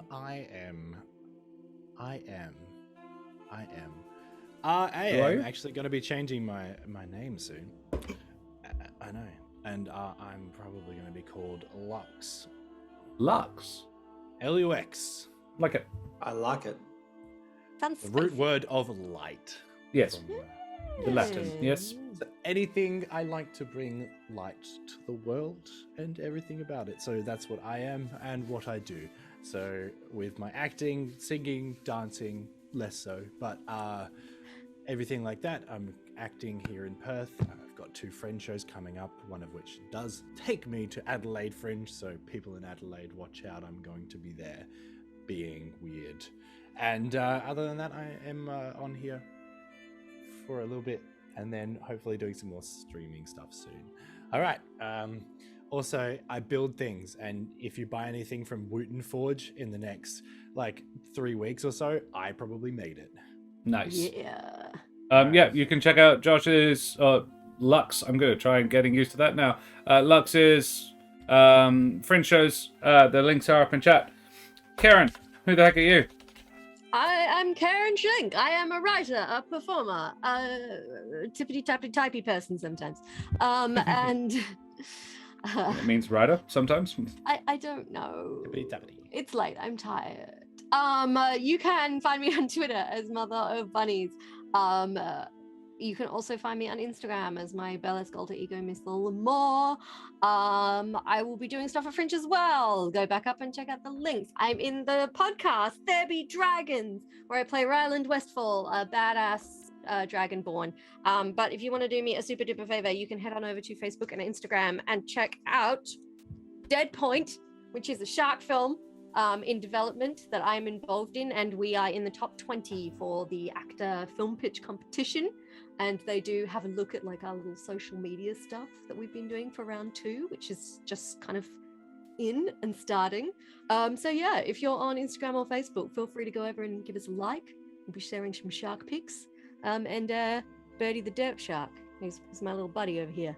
And I also have been doing merch for the Corsairs Cove merch shop. So if you want like a Grumpy 7 Christmas Javier on a t-shirt, you can go hook yourself up. And there's like, I think I did t-shirt, stickers, and a mug. So yeah, get your Grumpy Christmas 7 stuff. I don't know what I'm saying anymore. I'm gonna stop talking. Alrighty. And I'm going to type my own name there. And I am Josh the Pirate. I am the owner-operator of Corsairs Cove with my lovely wife, the mother of bunnies. We do Humblewood here on Thursday nights. We are starting up more stuff soon. The Avatar game will be the first of many, many things. We are looking to be doing one-shot Wednesdays every other Wednesday for the foreseeable future. We will be having Rachel Fuka coming in the new year to be running a game in her brand new universe, the Siren Star. Sci-fi fantasy setting, like crossover sci-fi and fantasy D&D setting.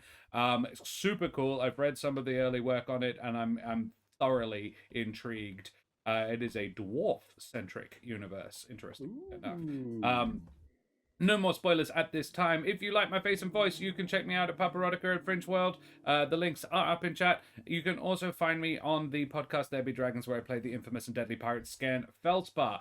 Guys, it has been a genuine pleasure hanging out with you this evening, being silly and telling stories and not fighting a giant wakewyrm. Disappointed. Guys, thank you so much for the follows. Troll board games? Troll something games? Troll Lord Games. There you are. I couldn't read it. It's very, very small. Troll Lord Games. Thanks very much for the follow. I'm glad you enjoyed the show. We will be back, same bat time, same back channel next week. Guys, we are going to go and raid somebody now. Carney Sideshow is still streaming by the looks of it.